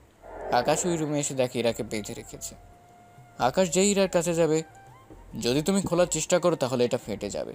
এদিকে ইরার শরীরে থাকা বোমাটা নষ্ট করতে ব্যস্ত। অন্যদিকে ডেভিল পালাতে গেলে কিছু অফিসার ডেভিলের পায়ে গুলি করে। ডেভিল চিৎকার করে ওঠে। অফিসার ডেভিলের কাছে আসে এবং ডেভিলকে নিয়ে চলে আসে আকাশের কাছে। কিছুক্ষণ পর আকাশ ইরাকে নিয়ে বের হতে যাবে, তখন ডেভিল বলে। ডেভিলকে ওখানে রেখে আকাশ, ইরাও বাকি অফিসারকে নিয়ে বেরিয়ে আসে। আসার সময় ঘরে বোমা রেখে দেয়, যে বোমার আঘাতে ডেভিল সব বাকি লোকেরা মারা যায়।